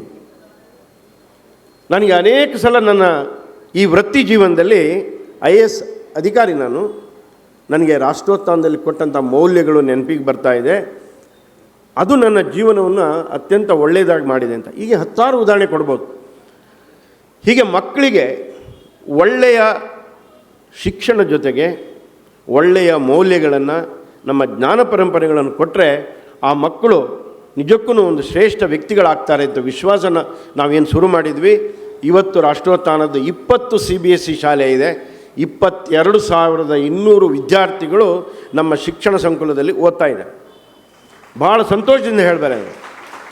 ಯಾವ ಊರಲ್ಲಿ ಶಾಲೆ ಮಾಡಿದ್ರೂ ನಾವು ಅಪೇಕ್ಷೆ ಪಟ್ಟಕ್ಕಿಂತ ಜಾಸ್ತಿ ಅಡ್ಮಿಷನ್ ಆಗುತ್ತೆ. ಇತ್ತೀಚಿನ ಲೇಟೆಸ್ಟ್ ಉದಾಹರಣೆ ಕೊಡ್ತೀನಿ. ಹುಲಿಮಂಗಲ ಅಂತ ಇಲ್ಲಿ ಎಲೆಕ್ಟ್ರಾನ್ ಸಿಟಿಯಲ್ಲಿ ನಾವು ಶಾಲೆ ಮಾಡಿದ್ವಿ. ಒಂದೇ ವರ್ಷದಲ್ಲಿ 1,070 ಅಡ್ಮಿಷನ್. ಹುರುಳಿ ಚಿಕ್ಕನಹಳ್ಳಿಯಲ್ಲಿ ಇದೇ ವರ್ಷ ಪ್ರಾರಂಭ ಮಾಡಿದ್ವಿ, 750ಕ್ಕೂ ಹೆಚ್ಚು ಅಡ್ಮಿಷನ್ನು. ಹಾವೇರಿಯಲ್ಲಿ ಇದೇ ವರ್ಷ ಶುರು ಮಾಡಿದ್ವಿ, 570ಕ್ಕೂ ಹೆಚ್ಚು ಅಡ್ಮಿಷನ್ನು. ಯಾವ ಊರಿಗೆ ಹೋದರೂ ನಮ್ಮೂರಿಗೆ ಶಾಲೆ ತನ್ನಿ ಮಾಡಿ ಈ ರೀತಿಯ ಅಪೇಕ್ಷೆ ಪಡ್ತಾ ಇದ್ದಾರೆ. ಯಾಕಂದರೆ 20 ವರ್ಷಗಳ ಹಿಂದೆ ಯಾವ ಸಂಕಲ್ಪವನ್ನು ನಾವು ತೊಟ್ವಿ, ಇಲ್ಲ ಮಕ್ಕಳಲ್ಲಿ ಶಿಕ್ಷಣ ಜೊತೆಗೆ ಒಳ್ಳೆಯ ಸಂಸ್ಕಾರವನ್ನು ಕೊಡಬೇಕು ಅಂತ ಆ ಕೆಲಸವನ್ನು ನಮ್ಮ ಶಿಕ್ಷಕರು, ನಮ್ಮೆಲ್ಲ ಪದಾಧಿಕಾರಿಗಳು ಚೆನ್ನಾಗಿ ಮಾಡ್ತಿರೋದ್ರಿಂದ ಅದು ಇವತ್ತು ಯಶಸ್ವಿ ಆಗ್ತಾ ಇದೆ ಅಂಥೇಳಿ ನಾನು ಈ ಸಂದರ್ಭದಲ್ಲಿ ಹೇಳಲಿಕ್ಕೆ ಇಚ್ಛೆ ಪಡ್ತೇನೆ. ಕೊನೆಯದಾಗಿ ಇಲ್ಲಿ ಮಕ್ಕಳು ಬಂದಿದ್ದೀರಿ. ಇವತ್ತು ನೀವು ಮಕ್ಕಳೆಲ್ಲ ನೀವೀಗ ಪ್ರೌಢಾವಸ್ಥೆಗೆ ಬಂದಿದ್ದೀರಿ, ಮುಂದೆ ಕಾಲೇಜಿಗೆ ಹೋಗೋರಿದ್ದೀರಿ, ಮುಂದಿನ ಜೀವನವನ್ನು ನೀವು ಶುರು ಮಾಡೋರಿದ್ದೀರಿ. ಇಲ್ಲಿ ಏನು ನಿಮಗೆ ಸಂಸ್ಕಾರ ಸಿಕ್ಕಿದೆ, ಏನೊಂದು ಬುದ್ಧಿ ನಿಮಗೆ ನಮ್ಮ ಅಧ್ಯಾಪಕ ವೃಂದದವರು ಕಟ್ಟಿಕೊಟ್ಟಿದ್ದಾರೆ, ಅದು ಜ್ಞಾನಕ್ಕೆ ಸಂಬಂಧಪಟ್ಟಿದ್ದಿರ್ಬೋದು ಅಥವಾ ಮೌಲ್ಯಕ್ಕೆ ಸಂಬಂಧಪಟ್ಟಿದ್ದಿರ್ಬೋದು, ನಮ್ಮ ದೇಶದ ಪರಂಪರೆಗೆ ಸಂಬಂಧಪಟ್ಟಿದ್ದಿರ್ಬೋದು. ಇದೆಲ್ಲವನ್ನು ನೆನಪಿಟ್ಕೊಳ್ತಾ ನಿಮ್ಮ ಜೀವನದಲ್ಲಿ ಅತ್ಯಂತ ಶ್ರೇಷ್ಠ ವ್ಯಕ್ತಿಗಳಾಗಿ, ಕೇವಲ ಮನೆಗೊಬ್ಬ ಒಳ್ಳೆಯ ಮಗ ಅಥವಾ ಸಮಾಜಕ್ಕೊಬ್ಬ ಒಳ್ಳೆಯ ವ್ಯಕ್ತಿ ಅಷ್ಟೇ ಅಲ್ಲದೆ ದೇಶಕ್ಕೆ ಜಗತ್ತಿಗೆ ಶ್ರೇಷ್ಠವಾದಂಥ ವ್ಯಕ್ತಿತ್ವವನ್ನು ನಿರ್ಮಾಣ ಮಾಡುವಂಥ ಕೆಲಸ ನೀವೆಲ್ಲ ಮಾಡಬೇಕು. ಇದೇ ಇವತ್ತು ಅಭಿನಂದನಾ ಕಾರ್ಯಕ್ರಮದ ನಮ್ಮೆಲ್ಲರ ಆಸೆ, ಆಕಾಂಕ್ಷೆ, ಅಪೇಕ್ಷೆ. ಪ್ರಾಯಶಃ ನೀವೆಲ್ಲರೂ ಮಾಡ್ತೀರಿ ಅಂತ ವಿಶ್ವಾಸದಲ್ಲಿಯೂ ನಾವು ಇದ್ದೇವೆ. ಹೀಗಾಗಿ ನಿಮಗೆಲ್ಲರಿಗೂ ಹೃದಯಪೂರ್ವಕದಿಂದ ರಾಷ್ಟ್ರೋತ್ಥಾನ ಪರಿಷತ್ತಿನ ಪರವಾಗಿ ಹಾರೈಸ್ತಾ, ಒಳ್ಳೆಯ ವ್ಯಕ್ತಿಗಳಾಗಿ ಈಗ ನೀವು ಸಾಧಿಸಿರೋದು ಒಂದು ಹಂತ ಮಾತ್ರ. ಅಫ್ಕೋರ್ಸ್ ಅದು ಒಂದು ಒಳ್ಳೆಯ ಹಂತನೇ, ಒಂದು ಲ್ಯಾಂಡಿಂಗ್. ಆದರೆ ಮುಂದೆ ಅನೇಕ ರೀತಿಯ ಸ್ಟೆಪ್ಸ್ಗಳು, ಜೀವನದಲ್ಲಿ ಎತ್ತರಕ್ಕೆ ಹೋಗಬೇಕಾದಂಥ ಸ್ಟೆಪ್ಸ್ಗಳು, ಹೇಗೆ ಇಬ್ಬರು ಮಹಾನ್ ವ್ಯಕ್ತಿಗಳು ನಮ್ಮ ಮುಂದೆ ಕೂತಿದ್ದಾರೆ, ಅಂತಹ ವ್ಯಕ್ತಿತ್ವವನ್ನು ನೀವು ನಿಮ್ಮ ಜೀವನದಲ್ಲಿ ಮೈಗೂಡಿಸ್ಕೊಳ್ಬೇಕು ಅಂತ ಹೇಳ್ತಾ ನನ್ನ ಎರಡು ಪ್ರಾಸ್ತಾವಿಕ ಮಾತುಗಳನ್ನು ಮುಗಿಸ್ತೇನೆ. ಎಲ್ರಿಗೂ ನಮಸ್ಕಾರ. ಎಲ್ಲರಿಗೂ ನಮಸ್ಕಾರ. ರಾಷ್ಟ್ರ ಉತ್ಥಾನ, too very meaningful, very ethereal and very much purpose-oriented words coming together. To define Rashtra itself is very, very difficult. It is a bhavana. You have it in your heart. You have the civilizational continuity, the continuum, and all the nitty-gritty that is carried with it in Rashtra. And why Utthana? For a Rashtra which is always on the top, why Utthana? That means something went wrong. We lost ourselves somewhere. We fell somewhere. Maybe we got used to the fall in the last 1,000 years. First, I would like to thank the management for giving this state the Rashtrotthana Parishat. And I start my speech. Thank you very much. Respectable committee members, the President, the General Secretary, the principals, I think we have more than 20 principals here, am I correct? Or at least the representatives and all the management of the school and what we call the extended family of Rashtrotthana, Parishat and RVK schools of the entire state of Karnataka. This Rashtra Bhavana and basic culture requirements is what has been missing, right? Because India is where you have to carry that identity on your shoulders. After independence, English grew like anything. Why? The finance, correct? The whole world runs on Vitta, correct? Even before we speak about our desires, we say after establishment of Dharma, Artha comes next. And our parents and we put our blood and sweat to get our children educated so that we are able to grasp those employment opportunities that are available both in the country and abroad. That was the focus.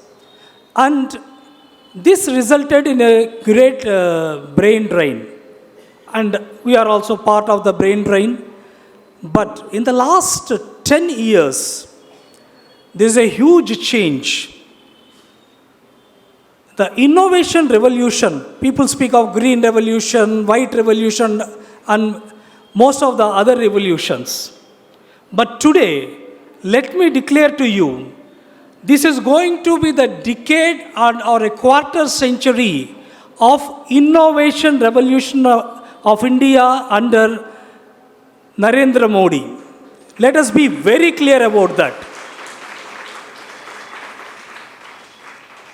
Because normally we don't take political names in educational institutions. I am not taking him as a leader of Bharatiya Janata Party. I am taking his name as Pradhana Mantri of India. That is what we have to respect.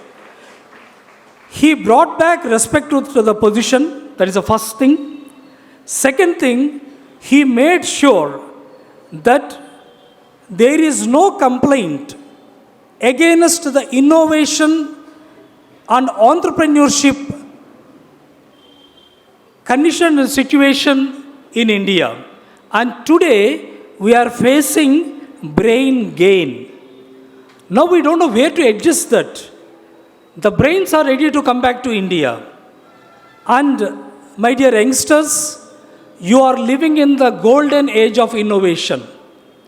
Only last week, I was witness of disbursement of more than 1,000 crores without any corruption, straight into the innovator's bank account. Come, present your idea. Take a minimum of 10 lakhs to 50 lakhs. Now it has been enhanced to 1 crore. Yes, this requires claps, really. Right? And the system has been so streamlined. From this, nobody can take any money as part of corruption. That's the beauty of the system that you are going to live today. You may have other areas, your Pahani, your, A card, or what is that, A certificate, B certificate of your house, maybe there's still corruption there. But in the area of innovation, there is no corruption.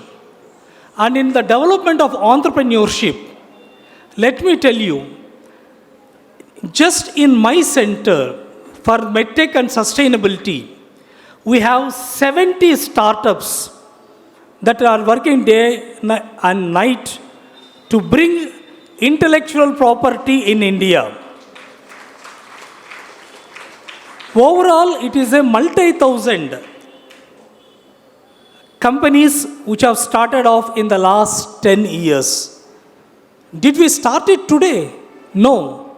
We started this under Pradhana Mantri Sri P.V. Narasimha Rao. But till 2014, it was subtle, it was silent, it was in the ivory towers. Yes, in IASC we had.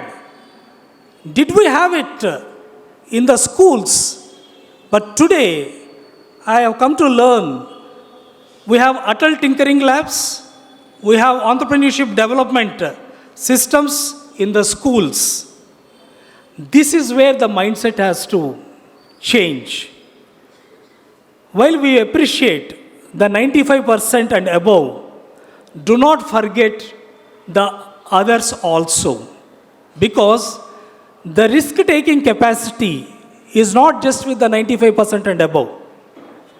This I realized when I was in US. In India, it was like, run for the best, run for the best. 85, right? 95, okay. Centum, you have made. Why? Because we have brilliance in abundance. That is the reason we are not valuing the 80%. First, all the parents clap for yourselves for supporting your children to be part of the 95% plus game. It is not easy. Till 70% you can achieve. Then hard work comes in. Then perspiration sets in. Then each minute of the midnight oil that we burn, the teachers, the parents, the students, everything sets in. And then for half marks, the struggle is there. That is the reason I asked them to clap.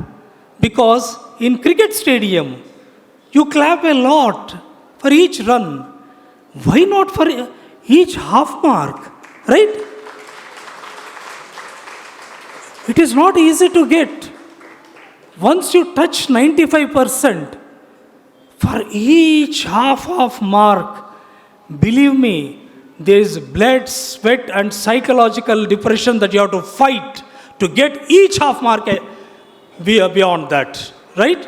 Don't be miserly. Please clap. Large round of applause for the teachers, students, and the parents. Now I come back to the medtech entrepreneurship and geriatric entrepreneurship and the elderly care. Right? We are developing a new concept of robotics and quantum medical technologies. We missed the industrial revolution, but India should not miss the quantum revolution. In IT revolution, we were initially the also ran, but then we picked up the pace. All over the world, for any software to be developed, there is an Indian hand in that, right? But there is a difference. The concepts are all developed either by Israelites, the Germans, the Europeans, or now a bit copy-paste heroes of China and other places. We could not enter that space, right? Today we are entering that space. We are going to lead that space. And I want the children to focus on innovation, intellectual property, original thought process, and the quantum leap that we have to take and lead this world in next generation. Please.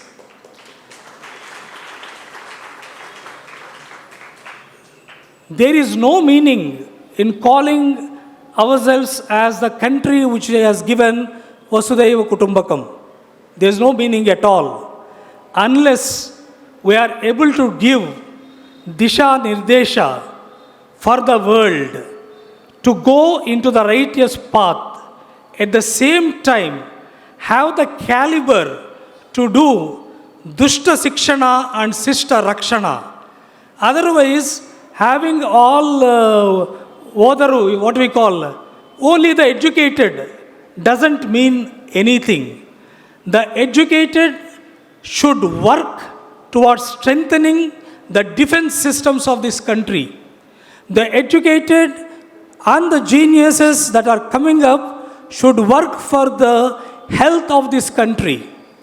The educated should work for the dignity of this country. Even today, we have the dignity compromised. When you go around, you can see the drainage is cleaned by human beings. Is it appropriate? What happened to all our technology? What happened to all our education?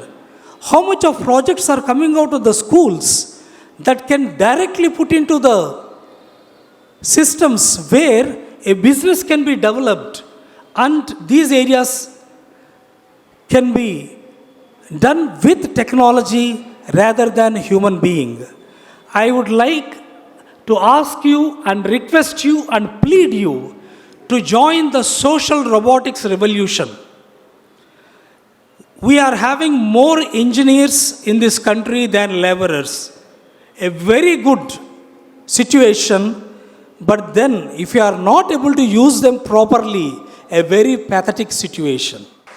My child has established this quantum company, which is giving employment for Indians and other South American and African people. India has to become a beacon of hope and light to the underprivileged nations around the world. Then is Vasudhaiva Kutumbakam having any meaning. I went into Ayurveda in the hope, because I always liked the forests. So how to make forests self-sufficient, self-reliant? There used to be this thing called, I think it is still there, I lost, Vanavasi Kalyanashrama. So to make a business out of the Vanavasi, I thought Ayurveda is the best way and things. But once I went there, the rational human being in me, the scientific human being in me, the human being who was selected as one of the first computer programmers by HRD program under Sri P.V. Narasimha Rao, has lifted its head again and said, where is the evidence? Right? We speak, Rishis are great, Maharshis are great, take it at the point, but if without evidence, how to accept it? When the whole world is going towards objective evidence, technology proof, how to do that? That's where I started off a program. I developed a program in my own integrated hospital, which has plastic surgery in it. And then we went ahead and conducted, was very successful. Then my journey started. The reason I'm telling the story is, you have to work doubly hard, but you need not worry about your choices at initial stages. The number of technophiles, the number of commerce, law, or the basic sciences is equidistributed, and that is a very good civilizational trait. Please clap for yourselves and for your school. As a system, as a society, let us give confidence to the children, both the 95% and the 60% child, that please be a technology leader. Please be an entrepreneur. You need not be 95% to be an entrepreneurship leader. Right? This is what we have to inculcate, because all that today India has, in principle, is human resources. And Rashtrotthana can happen only when all the human resources available are put to the best of their abilities and best of their positions and best of the facilities that we can provide to each one of them to fly, swim, glide, run to their capabilities and efficiencies. The 95% persons are those who can fly maybe. The 80% were the ones who can swim. The 60% are the one that who can be stable and give the consolidated power that India requires before it stands, glides and flies and swims across. The reason I wanted to tell in the last, before my ending my speech, is of the 70 startups that we have, around 30% are in the basic elderly care, right? Which uses the technology. Couple of them are trying to use quantum technology also to get into that sphere, because today we are youthful nation. But age does not stop for anybody. We had the family systems in place earlier, right? For every one old age couple, there used to have 10 to 16 children and everything. But for the current generation of 40s and above, who are going to become old next, we do not have that support because we gave only one child, two child and other things. Because a sudden collapse of the Rashtriya Bhavana population in this country is very, very dangerous. The system has to see how the Bhumiputra cultures have to be supported when they have more children. That's one thing. And the children in turn, and ourselves in turn, have to support the technology and the business, technology business, wherein we develop the social robotics to support the seniors so that they are economically inclusive, they are functionally inclusive, and they are socially inclusive, so that the burden on the children is not much because they are going to be the tax-paying future. Rashtrotthana is not just by human resources, it is by the technology resources and economic resources. And I end my speech for all of you to think about it, to develop technology initiation in a very young age, and the business mindedness at a very young age, so that entities like Microsoft or Google are born in this country, and one of them will be from this school, and hopefully from one of these 90% and above who have taken the prizes today. Thank you very much. ಮೊಟ್ಟ ಮೊದಲನೇದಾಗಿ 95%ಗಿಂತ ಜಾಸ್ತಿ ತಗೊಂಡು ಒಳ್ಳೆ ಸಾಧನೆ ಮಾಡಿರ್ತಕ್ಕಂಥ ಎಲ್ಲ ಮಕ್ಕಳಿಗೆ, ಅವರ ಪೋಷಕರಿಗೆ ಮತ್ತು ಶಿಕ್ಷಕರಿಗೆ ಅಭಿನಂದನೆಗಳು.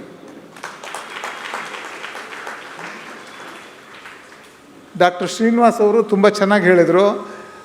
ಹಾಗೆ ಅರ್ಧ ಮಾರ್ಕ್ಸ್ಗೆ ಕೂಡ ಎಷ್ಟು ಕಷ್ಟ ಇದೆ, ಎಷ್ಟು ಕಾಂಪಿಟಿಷನ್ ಇರುತ್ತೆ ಅಂತ ಎಲ್ಲ ಕಾಂಪಿಟಿಷನ್ ದಾಟಿ ತುಂಬ ಚೆನ್ನಾಗಿ ಸ್ಕೋರ್ ತೊಗೊಂಡಿದ್ದೀರಾ. ನಿಮ್ಮ ಮುಂದಿನ ಭವಿಷ್ಯ ಜೀವನದಲ್ಲಿ ಕೂಡ ತುಂಬ ಯಶಸ್ಸನ್ನು ನೀವು ಸಾಧಿಸಲಿ ಅಂತ ಹಾರೈಸ್ತೀನಿ. ಜೊತೆಗೆ ಈ 95% ತೊಗೊಂಡಿಲ್ಲದೆ ಇರ್ಬೋದು, ಆದರೆ 80%ಗಿಂತ ಜಾಸ್ತಿ ಮಕ್ಕಳು, ಅರ್ಧಕ್ಕಿಂತ ಜಾಸ್ತಿ ಮಕ್ಕಳು 80%ಗಿಂತ ಜಾಸ್ತಿ ತೊಗೊಂಡಿದ್ದಾರೆ. ನನಗನ್ಸುತ್ತೆ ಅದು ಭಾಳ ದೊಡ್ಡ ಸಾಧನೆ. ಶಾಲಾ ಮಟ್ಟದಲ್ಲಿ ಮಾರ್ಕ್ಸ್ ಒಂದೇ ಬುದ್ಧಿವಂತಿಕೆಯ ಅಳತೆಗೋಲು ಖಂಡಿತ ಅಲ್ಲ, ಆದರೆ ಮಾರ್ಕ್ಸ್ ಕೂಡ ಒಂದು. ಮತ್ತು ಇವಾಗ ಅನ್ಫಾರ್ಚುನೇಟ್ಲಿ ಅದು ಒಂದೇ ಆಗಿಬಿಟ್ಟಿದೆ ತುಂಬ ಕಡೆಗೆ. ಆದರೆ ರಾಷ್ಟ್ರೋತ್ಥಾನ ಶಾಲೆಯಲ್ಲಿ ನೀವೀಗ ಇಲ್ಲಿ ಮಾತಾಡಿದಂಥ ವಿದ್ಯಾರ್ಥಿಗಳು ಮತ್ತು ಶಿಕ್ಷಕರು, ಪೋಷಕರು ಮಾತಾಡಿದ್ದನ್ನು ನಾನು ಕೇಳಿಸ್ಕೊಂಡೆ. ನಿಜಕ್ಕೂ ಎಲ್ಲರೂ ರಾಷ್ಟ್ರೋತ್ಥಾನ ಶಾಲೆಯಲ್ಲಿ ಪಂಚಮುಖಿ ಶಿಕ್ಷಣದ ಒಂದು ಅನುಷ್ಠಾನ ಹೇಗೆ ಆಗ್ತಾಯಿದೆ, ಅದನ್ನು ಎಷ್ಟರ ಮಟ್ಟಿಗೆ ಅರ್ಥ ಮಾಡ್ಕೊಂಡಿದ್ದಾರೆ ಅಂತ ನೋಡಿದಾಗ ಸ್ವಲ್ಪ ಸಮಾಧಾನ ಆಯಿತು.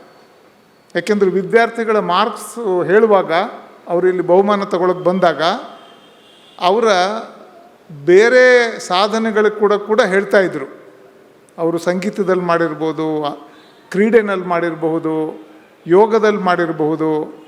ಸೊ ಬಹುಮುಖ ಪ್ರತಿಭೆಗೆ ಮತ್ತು ಸಮಗ್ರ ವ್ಯಕ್ತಿತ್ವ ವಿಕಾಸಕ್ಕೆ ಬೇಕಾಗಿರುವಂಥ ಒಂದು ವಾತಾವರಣವನ್ನು ಸೃಷ್ಟಿ ಮಾಡಬೇಕು ಅನ್ನೋದೇ ರಾಷ್ಟ್ರೋತ್ಥಾನ ಶಾಲೆಯ ಉದ್ದೇಶ. ಬರೀ ಅಕಾಡೆಮಿಕ್ಸ್ನಲ್ಲಿ ಎಕ್ಸಲೆನ್ಸ್ ತಂದುಕೊಡೋ ಅಂಥ ಶಾಲೆಗಳು ಸಾಕಷ್ಟು ಇರಬಹುದು, ಆದರೆ ಶಿಕ್ಷಣದ ಜೊತೆಗೆ ಸಂಸ್ಕಾರನೂ ಕೊಡಬೇಕು ಅನ್ನೋದು ರಾಷ್ಟ್ರೋತ್ಥಾನದ ಉದ್ದೇಶ ಆಗಿರೋದ್ರಿಂದ ಕೆಲವು ಸಲ ಸ್ವಲ್ಪ ಮಕ್ಕಳಿಗೆ ಅಥವಾ ಪೇರೆಂಟ್ಸ್ಗೆ ಮತ್ತು ಶಿಕ್ಷಕರಿಗೆ ಹೊರೆ ಜಾಸ್ತಿ ಆಗುತ್ತೆ ಅಂತ ಅನಿಸುತ್ತೆ. ಬರ್ಡನ್ ಆಗುತ್ತೆ, ಎಕ್ಸ್ಟ್ರಾ ಕ್ಲಾಸ್ ತಗೋತಾರೆ ಅಥವಾ ನಂಬರ್ ಆಫ್ ಅವರ್ಸ್ ಜಾಸ್ತಿ ಆಗುತ್ತೆ ಅಂತೆಲ್ಲ. ಆದರೆ ಇವತ್ತು ಸಮಗ್ರ ಶಿಕ್ಷಣ ಕೊಡಬೇಕು ಅಂತಾದರೆ ಇದೆಲ್ಲದನ್ನೂ ನಾವು ಅನಿವಾರ್ಯವಾಗಿ ಮಾಡಬೇಕಾಗುತ್ತೆ. ಅದರ ಪ್ರಯೋಜನ ಮಕ್ಕಳಿಗೆ ಮತ್ತು ಪೋಷಕರಿಗೆ ನಿಧಾನವಾಗಿ ಅರ್ಥವಾಗ್ತಾ ಹೋಗುತ್ತೆ. ಅದನ್ನು ದಿನೇಶ್ ಹೆಗಡೆ ಅವರು ಹೇಳಿದ್ರು, ಒಂದೇ ಸಲ ಗೊತ್ತಾಗಲ್ಲ ಅಂತ. ಇನ್ನೊಂದು ವಿಷಯ ನನಗೆ ನೀವೆಲ್ಲ ನೆನಪು ಮಾಡ್ಕೋಬೇಕು ಅಂತ ಅನಿಸೋದು, ಇಲ್ಲಿ ಅನೇಕರು ವೇದಿಕೆ ಮೇಲೆ ಬಂದು ಬಹುಮಾನ ತಗೊಳ್ಳುವಾಗ 14 ವರ್ಷದಿಂದ 12 ವರ್ಷದಿಂದ ನಮ್ಮ ಶಾಲೆ ವಿದ್ಯಾರ್ಥಿಗಳು ಅಂತ. ಅವ್ರು ಫಸ್ಟು ಶಾಲೆ ಸೇರಿದಾಗ ಹೆಂಗಿದ್ರು, ಇವತ್ತು ಹೇಗಾಗಿದ್ದಾರೆ ಅನ್ನೋದು ಒಂದು ದೊಡ್ಡ ಟ್ರಾನ್ಸ್ಫಾರ್ಮೇಷನ್. ಬಹುಶಃ ನೀವು ಪೇರೆಂಟ್ಸು ಆ ಮಕ್ಕಳನ್ನ ಬಸ್ ಹತ್ತಿಸುವಾಗ ಕರ್ಕೊಂಬಂದು ಬಿಡುವಾಗ ಅವರು ಎಷ್ಟು ಪುಟಾಣಿಗಳಾಗಿದ್ದರು, ಇವಾಗ ಅವ್ರು ಹೇಗೆ ನಿಮಗಿಂತ ಎತ್ತರವಾಗಿದ್ದಾರೆ, ಎಂಥ ದೊಡ್ಡ ಬದಲಾವಣೆ ಆಗೋಗಿದೆ ಈ ಕೆಲವು ವರ್ಷಗಳಲ್ಲಿ ಅನ್ನೋದು ಬಹುಶಃ ನಾವು ನೆನಪು ಮಾಡಿಕೊಂಡ್ರೆ ನಮಗೆ ನಂಬೋಕ್ಕೆ ಅಸಾಧ್ಯ. ಎಲ್ಲೋ ನೀವು ಹಳೆ ಫೋಟೋ ನೋಡಿ ನೆನಪು ಮಾಡ್ಕೋಬೇಕು, ನಮ್ಮ ಮಕ್ಕಳು ಹೀಗಿದ್ದರು ಅಂತ. ಅಷ್ಟು ಪುಟ್ಟ ಮಕ್ಕಳಿದ್ದವರು ಇವತ್ತು ಬೆಳೆದು ದೊಡ್ಡವರಾಗಿದ್ದಾರೆ, ಅವರು ಯುವಕರಾಗಿದ್ದಾರೆ, ಯುವತಿಯರಾಗಿದ್ದಾರೆ, ದೊಡ್ಡ ಸಾಧನೆ ಮಾಡಿದ್ದಾರೆ. ತಮ್ಮ ಜೀವನದ ಪ್ರಯಾಣದಲ್ಲಿ ಒಂದು ಮುಖ್ಯವಾದ ಘಟ್ಟವನ್ನು ದಾಟಿದ್ದಾರೆ. 10th ಎಕ್ಸಾಮ್ ಅನ್ನೋದಕ್ಕೆ ಎಲ್ಲರೂ ಭಯಪಡಿಸ್ತಾರೆ, ಆದರೆ 10th ಒಂದು ಮುಖ್ಯವಾದ ಘಟ್ಟ. ಇದಾದ ಮೇಲೆ ಮುಂದಿನ ಜೀವನದ ಬಗ್ಗೆ ಬಹುಶಃ ಇಲ್ಲಿರೋ ಮಕ್ಕಳು ಮತ್ತು ಅವರ ಪೇರೆಂಟ್ಸು ಸಾಕಷ್ಟು ಯೋಚನೆ ಮಾಡಿರ್ತಾರೆ. ಅವ್ರನ್ನ ಯಾವ PU ಕಾಲೇಜಿಗೆ ಸೇರಿಸ್ಬೇಕು, ಅವ್ರ ಮುಂದೇನು ಓದಬೇಕು. ಈಗ ಡಾಕ್ಟರ್ ಶ್ರೀನಿವಾಸ್ ಅವರು ಕೇಳಿದ್ರು, ಏನು ನೀವು ಎಂಜಿನಿಯರಿಂಗ್ ಓದ್ತೀರಾ, ಮೆಡಿಕಲ್ ಓದ್ತೀರಾ ಅಂತ. ಈ ಚಾಯ್ಸಸ್ ಕೂಡ ಇವತ್ತು it has become even more important than before. May be 5 years ago, 10 years ago ಈ ಪ್ರಶ್ನೆ ಕೇಳಿದರೆ ತುಂಬ ಸ್ಟ್ಯಾಂಡರ್ಡ್ ಉತ್ತರ ಇರ್ತಾಯಿತ್ತು, ಎಲ್ಲರೂ ಇಂಜಿನಿಯರಿಂಗ್ ಹೋಗ್ಬಿಡೋರು. ಆದರೆ ಇವತ್ತು ಎಲ್ಲರೂ ಇಂಜಿನಿಯರಿಂಗಿಗೆ ಹೋಗಬೇಕಾ ಅನ್ನೋದು ಒಂದು ದೊಡ್ಡ ಪ್ರಶ್ನೆ. ನನಗನ್ಸುತ್ತೆ ಬಹುಶಃ ಇವತ್ತಿನ ಮಕ್ಕಳು ಮತ್ತು ಇವತ್ತಿನ ಪೇರೆಂಟ್ಸು ಒಂದು ವಿಚಿತ್ರವಾದಂಥ ಕಾಲಘಟ್ಟದಲ್ಲಿ ಬಂದು ನಿಂತಿದ್ದಾರೆ. ಆ ಕಾಲಘಟ್ಟ ಏನು ಅಂದರೆ, ಭವಿಷ್ಯ ಏನಾಗುತ್ತೆ ಅಂತ ಯಾರಿಗೂ ಗೊತ್ತೇ ಇಲ್ಲ. ಏನು ಓದಿದ್ರೆ ಯಾವ ಥರ ಕೆಲಸ ಸಿಕ್ಕುತ್ತೆ ಗೊತ್ತಿಲ್ಲ. ಯಾಕೆಂದರೆ ಏನು the nature of jobs and jobs themselves are going to change significantly. ಈಗಿರೋ ಮಟ್ಟದಲ್ಲಿ ಕೆಲಸಗಳು ಇರ್ತಾವ ಅಂದರೆ ಬಹುಶಃ ಇಲ್ಲ. ಯಾಕೆಂದರೆ ಇವತ್ತು 10th ಪಾಸಾಗಿರೋ ಮಕ್ಕಳು ಇನ್ನು 6 ವರ್ಷ ಬೇಕು ಅವರು ಯಾವುದಾದ್ರೂ ಒಂದು ಬೇಸಿಕ್ ಡಿಗ್ರಿ ಮಾಡಿ ಆಚೆ ಬರೋಕ್ಕೆ. ಅಷ್ಟೊತ್ತಿಗೆ ಪ್ರಪಂಚ ಏನಾಗಿರುತ್ತೆ ಅಂತ ಈಗ ಯಾರೂ ಹೇಳಲಾರು. ಆರ್ಟಿಫಿಷಿಯಲ್ ಇಂಟೆಲಿಜೆನ್ಸ್ ಅನ್ನುವಂಥ ಒಂದು ಮಹಾಭೂತ ಬಂದು ನಮ್ಮೆಲ್ಲರ ಬದುಕನ್ನು ಯಾವ ರೀತಿ ಬದಲಾವಣೆ ಮಾಡುತ್ತೆ ಅಂತ ಯಾರಿಗೂ ಗೊತ್ತಾಗಲ್ಲ. ಈಗ ನೆನ್ನೆ ತಾನೇ ನಾನು ಓದ್ತಾ ಇದ್ದೆ, TCSನ ಪ್ರಮುಖರಾದಂಥ ಚಂದ್ರಶೇಖರ ಅವ್ರು ಹೇಳ್ತಾ ಇದ್ದಾರೆ, ಅವರು ಒಂದು 5 ಲಕ್ಷ ಜನ ಇವಾಗ ಅಲ್ಲಿ ಎಂಜಿನಿಯರ್ಸ್ ಕೆಲಸ ಮಾಡ್ತಿದ್ದಾರೆ. ಇನ್ನು ಕೆಲವೇ ತಿಂಗಳುಗಳಲ್ಲಿ ಅಥವಾ ವರ್ಷದಲ್ಲಿ ಅಲ್ಲಿ 5 ಲಕ್ಷಕ್ಕಿಂತ ಜಾಸ್ತಿ ಏಜೆಂಟ್ಸ್ ಕೆಲಸ ಮಾಡ್ತಿರ್ತಾರೆ ಅಂತ. ಅಂದರೆ ನಂಬರ್ ಆಫ್ ಎಂಪ್ಲಾಯೀಸ್ಗಿಂತ ಜಾಸ್ತಿ ಏಜೆಂಟ್ಸ್ ಡೆಪ್ಲಾಯ್ ಆಗಿರ್ತಾರೆ ಕೆಲಸದ ಮೇಲೆ. ಅಂದರೆ ಅಷ್ಟೇ ಅಲ್ಲ, ಎಷ್ಟೊಂದು ಬದಲಾವಣೆಗಳು. ಈಗ ನೆನ್ನೆ ತಾನೇ ಸ್ಪೇಸ್ IPO ಹೋಯಿತು ನ್ಯಾಸ್ಡ್ಯಾಕಲ್ಲಿ. ಯಾರಾದರೂ ಗಮನಿಸಿದಿರೋ ಗೊತ್ತಿಲ್ಲ ನನಗೆ. It's A $multi-trillion issue, public issue. ಅಂದರೆ ನಮಗೆ ಇದನ್ನು ಯೋಚನೆ ಮಾಡೋಕ್ಕೆ ಸ್ವಲ್ಪ ಕಷ್ಟ ಆಗುತ್ತೆ. ಯಾಕೆಂದರೆ ಮನುಕುಲದ ಮುಂದಿನ ಪೀಳಿಗೆಗಳನ್ನು ಬೇರೆ ಗ್ರಹಗಳಲ್ಲಿ ಮತ್ತು ಸೌರಮಂಡಲದಿಂದ ಆಚೆ ಇರುವಂಥ ಜಗತ್ತಿನಲ್ಲಿ ಕರ್ಕೊಂಡು ಹೋಗ್ತೀವಿ ಅಂತ ಒಂದು ಪ್ರಾಮಿಸ್ ಮಾಡಿ ಒಂದು ಕಂಪ್ನಿ $1 trillion ಇಶ್ಯೂ ಮಾಡುತ್ತೆ. ಅಂದರೆ ಅವ್ರು ಹೇಳೋದು we will take the human mankind to multiplanetary living ಅನ್ನೋ ಆಶ್ವಾಸನೆ ಮೇಲೆ ಒಂದು ಕಂಪ್ನಿ ಪಬ್ಲಿಕ್ ಹೋಗುತ್ತೆ ಮತ್ತು ಅದಕ್ಕೆ ಓವರ್ ಸಬ್ಸ್ಕ್ರೈಬ್ ಆಗುತ್ತೆ ಅಂದರೆ ನಾವು ಯಾವುದೋ ಬೇರೆ ಜಗತ್ತಿನಲ್ಲಿ ಯಾವುದೋ ಕಾಲದಲ್ಲಿದ್ದೀವಿ ಅಂತ ಆಗುತ್ತೆ. ಅಂದರೆ ನೆನ್ನೆ ಎಲಾನ್ ಮಸ್ಕ್ ಹೇಳಿದ್ದನ್ನು ಕೇಳಿದರೆ ನೀವು, ಅವ್ರು ಹೇಳಿದರು ನಿಮ್ಮನ್ನು ಮತ್ತು ಇದನ್ನು ನೋಡ್ತಾ ಇರುವಂಥ ಯಾರೊಬ್ಬರನ್ನಾದರೂ ನಾವು ಮಂಗಳ ಗ್ರಹಕ್ಕೆ ಅಥವಾ ಸೌರಮಂಡಲದಿಂದ ಆಚೆ ಕಳ್ಸೋಕ್ಕೆ ತಯಾರಾಗ್ತೀವಿ ಸದ್ಯದಲ್ಲೇ ಅಂತ. ಆ ಪ್ರಾಮಿಸ್ ಮೇಲೆ IPO ಮಾಡ್ತಾರೆ, $multi-trillion ಇಶ್ಯೂ ಆಗುತ್ತೆ. ಅಂದರೆ ವಿಜ್ಞಾನ ಯಾವ ಮಟ್ಟಕ್ಕೆ ಬೆಳೆದಿದೆ, ಯಾವ ರೀತಿ ಹೊಸ ಚಾಲೆಂಜಸ್ಗೆ ನಾವು ಒಡ್ಕೊಳ್ತಾ ಇದ್ದೀವಿ ಅನ್ನೋದಕ್ಕೆ ಇದೊಂದು ಭಾಳ ದೊಡ್ಡ ಉದಾಹರಣೆ. ಅಂದರೆ ತಾತ್ಪರ್ಯ ಏನು ಅಂದರೆ ಈಗಿನ ಮಕ್ಕಳು ಮತ್ತು ಇವತ್ತಿನ ಪೇರೆಂಟ್ಸು ಅಥವಾ ಇವತ್ತಿನ ಮಕ್ಕಳು ಮುಂಬರುವ ದಿನಗಳನ್ನು ಎದುರಿಸಬೇಕು ಅಂದರೆ ಬದಲಾಗ್ತಿರುವಂಥ ಸನ್ನಿವೇಶಕ್ಕೆ ಹೊಂದಿಕೊಳ್ಳೋಕ್ಕೆ ಬೇಕಾಗಿರುವಂಥ ಮಾನಸಿಕತೆ, ಅಂದರೆ adapting to rapidly changing situations ಮತ್ತು ಲರ್ನಿಂಗ್ ಟು ಲರ್ನ್. ಬಿಕಾಸ್ ಇವತ್ತು ನೀವು ಕಲ್ತಿದ್ದು ನಿಮಗೆ ನಾಳೆ ಉಪಯೋಗ ಆಗುತ್ತೆ ಅಂತ ಏನು ವಿಶ್ವಾಸ ಇಲ್ಲ. ಅಂದರೆ ನಾಳೆ ನೀವೇನೋ ಹೊಸದನ್ನು ಕಲಿಬೇಕು, ನಾಡಿದ್ದು ಮತ್ತೊಂದು ಹೊಸದು ಕಲಿಬೇಕು, ಮತ್ತು ಹೊಸದನ್ನು ಸದಾ ಕಲಿತಾನೇ ಇರಬೇಕು. ಆ ಒಂದು ಮಾನಸಿಕತೆಯನ್ನು ಬೆಳೆಸ್ಕೊಳ್ಳದೇ ಇದ್ದರೆ ಮುಂಬರುವ ದಿನಗಳಲ್ಲಿ ಯಶಸ್ವಿ ಆಗೋಕ್ಕೆ ಕಷ್ಟ. ಸೊ ಅದನ್ನು ಇಟ್ಕೊಂಡು ನಾನು ಇದನ್ನೇ ಮಾಡ್ತೀನಿ ಅಂತ ಯಾರಾದರೂ ತಿಳ್ಕೊಳ್ಳೋದ್ರ ಬದಲು ಏನು ಬಂದರೂ ಮಾಡ್ತೀನಿ ನಾನು ಅನ್ನೋ ವಿಶ್ವಾಸವನ್ನು ಬೆಳೆಸ್ಕೊಳ್ಳೋದು ಒಳ್ಳೆಯದು.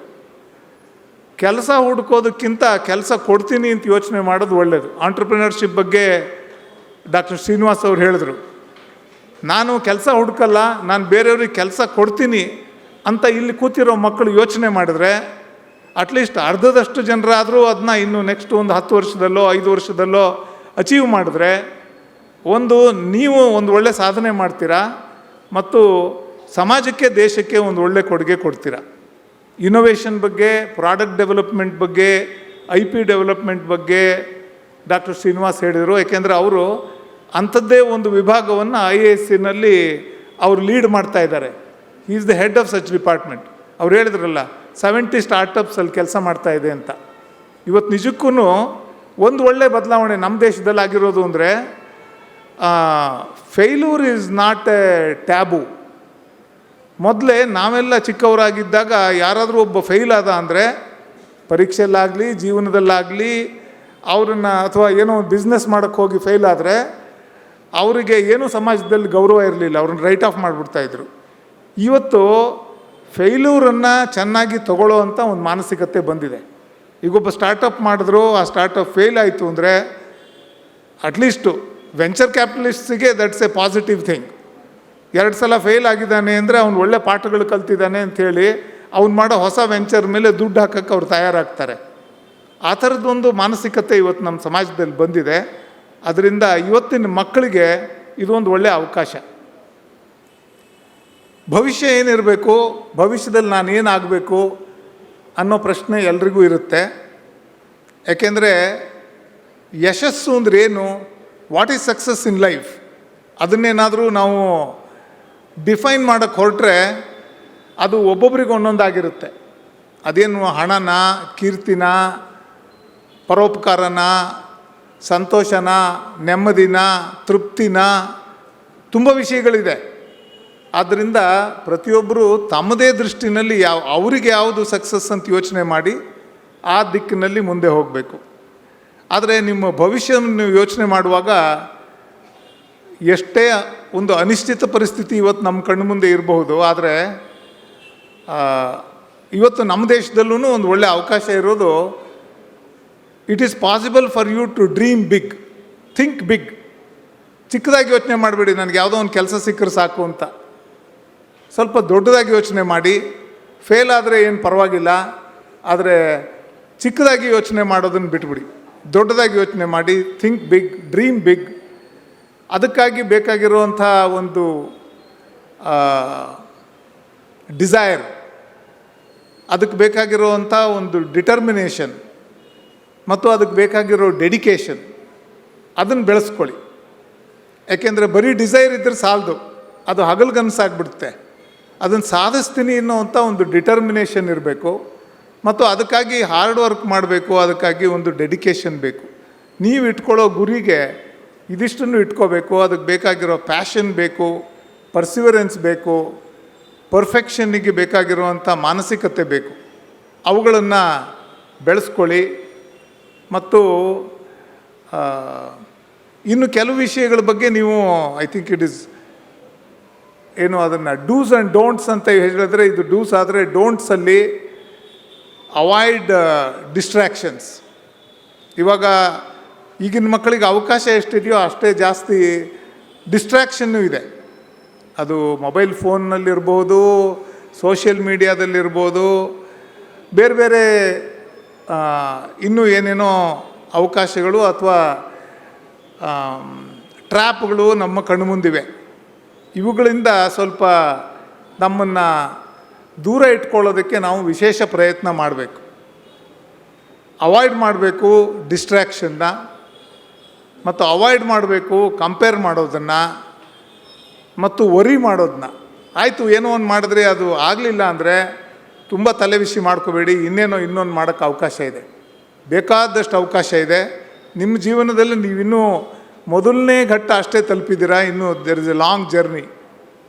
ಆದ್ದರಿಂದ ಪ್ರಯೋಗಶೀಲತೆಯನ್ನು ಬೆಳೆಸ್ಕೊಂಡು ಮಾಡಿ, ಯಶಸ್ವಿಗಳಾಗೋದಕ್ಕೆ ಏನೇನು ಪ್ರಯತ್ನಗಳು ಬೇಕೋ ಅದನ್ನು ಮಾಡಿ. ನೀವು ಏನೇ ಯಶಸ್ವಿ ಆಗೋಕ್ಕೆ ಪ್ರಯತ್ನ ಮಾಡ್ಬೋದು, ಆದರೆ ಭಾಳ ಮುಖ್ಯವಾಗಿ ಒಬ್ಬ ಒಳ್ಳೆ ಮನುಷ್ಯ ಆಗೋದು ಹೇಗೆ ಅಂತ ನೋಡಿ. How to become a better human being, how can we help others and gain happiness by helping others, so that we build a society which is interdependent and which will be helpful to each other.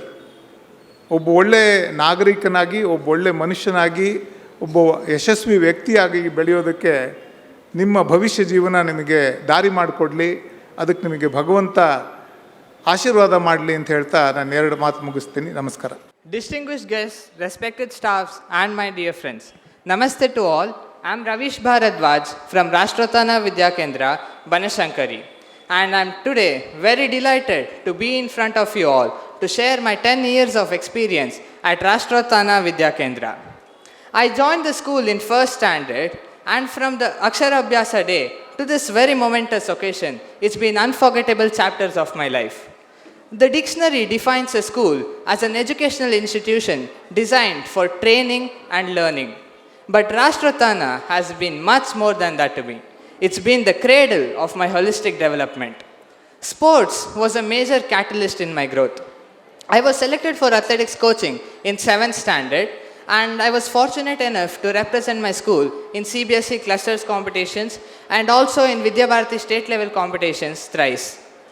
But apart from all the medals and achievements, sports taught me a lot of things. It instilled in me consistency, determination, discipline, grit, and an unyielding fighting spirit.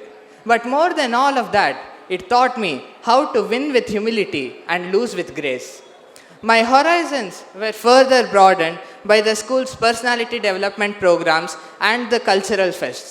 Traveling to heritage sites like Hampi, interacting with diverse peers, listening to the inspiring speakers, it truly transformed my worldview. Experimenting in Atal Tinkering Lab and competing in National Science Day competitions at UR Rao Satellite Center, all of this developed a scientific temperament in me, and it also encouraged me to embrace new challenges. The Rashtrothsavas, the Creedotsavas, those were the much awaited moments by us all. But what I feel like is, personally, the most profound impact was made by the daily environment. The morning prayers, the rhythm of tabla, which I was also fortunate enough to play, and then greeting our teachers with a polite namaste. All of this, small things, but it had a subtle but deep impact within me. As I conclude, my heart overflows with gratitude, and I would sincerely like to thank my parents, my beloved teachers, the guiding lights of my life, the dedicated support staff, and all my dear friends. You have all played a very significant role in shaping me to become the person that I am today. I pledge to become a responsible citizen and contribute meaningfully to the society and the nation. And I also urge my fellow friends here to carry forward this noble legacy of creating a Swastha Susthira Samaja. Dhanyavad, Jai Hind. Hari Om Namaste. I am Suhasini from Rashtrotthana Vidya Kendra, Davangere. Respected dignitaries, teachers, and my dear friends. When I first joined Rashtrotthana Vidya Kendra, I thought it was only about books and board exams. But today, as I stand here, I realize that RVK has given me much greater, the Panchamukhi Shikshan, an education that shaped me in 5 different ways. Spiritually, RVK connected me to my roots. Morning prayers, shlokas, and value-based learning taught me that success without sanskar is incomplete. I learned to begin each day with gratitude, not just a timetable. Intellectually, this campus never allowed me to memorize blindly. From Vedic mathematics and science laboratories to concept-based CBSE learning, I was encouraged to ask why, not only what. Doubt-clearing sessions sharpened my thinking and made me fearless in learning. Physically, yoga, Surya Namaskar, and sports were not just activities, they were the lifelines. They kept me active and focused during my academic pressure. I realized that a healthy body nurtures a healthy mind. Emotionally, RVK became my second family. The teachers did not merely check my homework, they noticed when I was struggling. House activities, cultural festivals, and seva projects taught me teamwork, empathy, and how to accept both success and failure with grace. Psychologically, the school built me confidence. Stage exposure, leadership opportunities, and constant encouragement transformed my stage fear into self-belief. I learned resilience that marks may fluctuate, but determination should never waver. Because of the Panchamukhi Shiksha, I am not leaving RVK Davangere only with a CBSE certificate. I am living with clarity in thought, strength in body, and balance in emotions. RVK did not merely prepare me for examination, it prepared me for life, for society, and Bharat. Dhanyavad. Jai Hind. Namaste to one and all present here. I am Arnav from Rashtrotthana Vidya Kendra, Tanisandra. It is an honor and privilege to share about my journey and experience in the school. Since childhood, I have been a passionate learner with a great hunger for knowledge. My school has been a stepping stone to me for my future. With the assistance of such dedicated and visionary teachers, I have been able to achieve such a distinction. I'd only joined the school as a mere student, but my school opened portals to academic, discipline, and leadership. Not only studies, but the charm of the morning prayers and the nationalistic values taught me to be a patriot and a wise citizen. It has also provided me a chance to showcase my talent at various competitions such as the Vijnana Mela, the MAN, the Literary Fest, and the Heritage Quiz. To accomplish my goals, the physical education and yoga classes had given me the strength, rejuvenation, and has also helped me in improving my cognitive and artistic skills through art, craft, and tabla. I also feel blessed to have met such wonderful friends, teachers, and fellow schoolmates, and also feel grateful for giving me the opportunity to serve the school as a cabinet member. I'd like to conclude by saying that one must always appreciate their school life as it is a knowledgeable and enthusiastic journey gifted by our parents. Dhanyavad. Also, namaste. I'm Adagappan. So I'm very happy to see you all and in the delegated situation and also a kind of thing.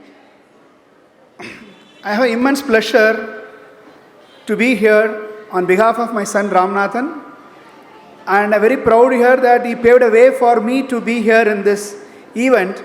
Through him, now being introduced as a father of my son. So that is a great moment. all the parents to be there. And also I want to thank all the students, parents, as well as appreciate all the students for the achievements and the teachers of each school, what I see in Rashtrotthana Parishat. And one more thing is with the JGRK, we are now traveling with the school now 14 years now. My daughter studied here. Now she completed and she is studying engineering in Parishat, Banshankari. So we had a good relationship with the school and teachers. And we came to this, I am working in Bengaluru. Due to school, I came to Nagar. For the last 14 years, I am going from here to my office because I want this kind of a school and culture that nurtured us actually. And it's not only for the students, for parents as well. We also learned a lot of things from the school on the yoga, other spiritual aspects. So which indeed we cultivate or we indeed do inculcate in our home as well for ourselves. That gives a good energy and both the things for us. And coming from a South Indian kind of a spiritual or Hindu family, we have been very delighted to be here, and I've been overwhelmed with the function, what we arranged here, the way it happens. I'm really overwhelmed on this. I'm seeing a Tulasi on this stage and kind of things instead of any other gift hampers, things which have been very good actually. And telling about JGRK, I need to thank every one of the teachers there, where they have supported very well all the kids. Basically, the school is like they do a kind of a stress-free kind of academics and also holistic approach and kind of integrated Panchamukha Shiksha they are doing it. So that is the main thing. One, and they doesn't pressurize anywhere I have seen. Even sometimes I tell the teachers to say to students, no sir, they will come up, no issues.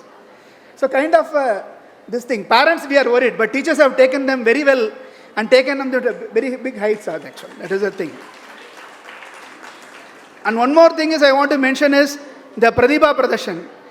They take a very immense, tremendous efforts, the teachers, management, and all the students to prepare for the Pratibha Pradashan, where they have every year they have a concept and they have all the teams to be participate from the team 1 to team 10.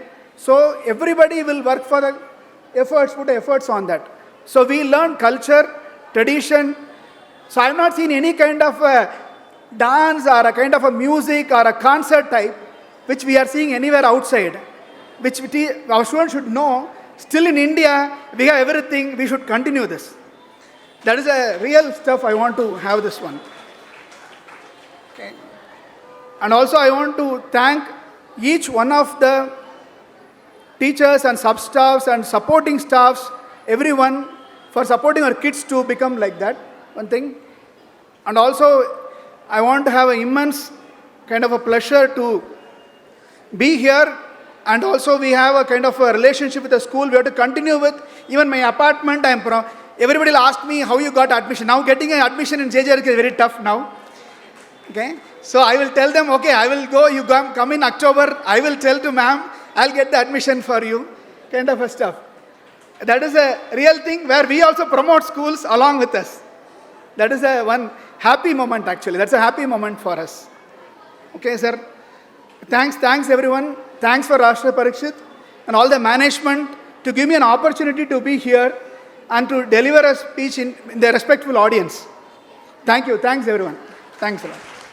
ವೇದಿಕೆ ಮೇಲೆ ಆಸೀನರಾದಂತಹ ಗೌರವಾನ್ವಿತ ಗಣ್ಯಮಾನ್ಯರಿಗೆ ನನ್ನ ನಮಸ್ಕಾರಗಳು ಹಾಗೂ ಇವತ್ತಿನ ಈ ಒಂದು ಕಾರ್ಯಕ್ರಮಕ್ಕೆ ಆಗಮಿಸಿದ RVK ಪರಿವಾರ ಹಾಗೂ ಎಲ್ಲ ಪಾಲಕ ಪೋಷಕರಿಗೂ ಸಹ ಈ ಒಂದು ಕಾರ್ಯಕ್ರಮಕ್ಕೆ ಸ್ವಾಗತ ಹಾಗೂ ನಮಸ್ಕಾರಗಳು. ಸರ್, ನಾನು ಅಗರಿಬೊಮ್ಮನಹಳ್ಳಿ ಶಾಲೆಯ ಹಳೆಯ ವಿದ್ಯಾರ್ಥಿನಿ. ನನ್ನ ಮಗನೂ ಸಹ ಅದೇ ಶಾಲೆಯಲ್ಲೇ ಓದಿಸ್ಬೇಕು ಅಂತ ನಾನು ಒಂದು BSc ಅಗ್ರಿಕಲ್ಚರ್ MSc ಅಗ್ರಿಕಲ್ಚರ್ ಮಾಡಿ ಕೃಷಿ ಅಧಿಕಾರಿಯಾಗಿ ಅಗರಿಬೊಮ್ಮನಹಳ್ಳಿನಲ್ಲಿ ಕೆಲಸ ಮಾಡ್ತಾಯಿದ್ದೀನಿ. ನಮ್ಮ ಮನೆಯವರು ಪೊಲೀಸ್ ಇಲಾಖೆಯಲ್ಲಿ CPI ಆಗಿ ಕೆಲಸ ಮಾಡ್ತಿದ್ದಾರೆ ಸರ್. ನಾವು ಓದಿರೋ ಶಾಲೆಯಲ್ಲೇ ನನ್ನ ಮಕ್ಕಳನ್ನ ಓದಿಸ್ಬೇಕಂತ ನಾವು ನಮ್ಮದು ಏನೇ ಕೆಲಸಗಳು ಬೇರೆ ಬೇರೆ ಊರಿಗೆ ಟ್ರಾನ್ಸ್ಫರ್ ಆದರೂ ಸಹ ನಾನು ಅಗರಿಬೊಮ್ಮನಹಳ್ಳಿಯಲ್ಲೇ ಮನೆ ಮಾಡಿಕೊಂಡು ಮಕ್ಕಳಿಗೆ ಓದಿಸ್ಬೇಕಂತ LKG UKG ಇಂದ ಹಿಡಿದು 10th ವರೆಗೂ 2 ಮಕ್ಕಳನ್ನು ನಮ್ಮ ಶಾಲೆಯಲ್ಲೇ ಓದಿಸಿದ್ದೀವಿ. ಎಲ್ಲರೂ ಹೇಳ್ತಾ ಇದ್ರು ನಮಗೆ ಆಗ್ತಾನೆ ಇನ್ನು LKG UKG ಸ್ಟಾರ್ಟ್ ಆಗಿದೆ, ಏನು ಕಲಿಸ್ತಾರೆ, ಅಲ್ಲೇನು ಇಂಗ್ಲೀಷ್ ಹೇಳ್ಕೊಡ್ತಾರೆ, ಎಲ್ಲಾದರೂ ಬೇರೆ ಕಡೆ ಬೇರೆ ಸಿಟಿಯಲ್ಲಿ ಮಕ್ಕಳನ್ನ ಹಾಕ್ರಿ ಅಂತ.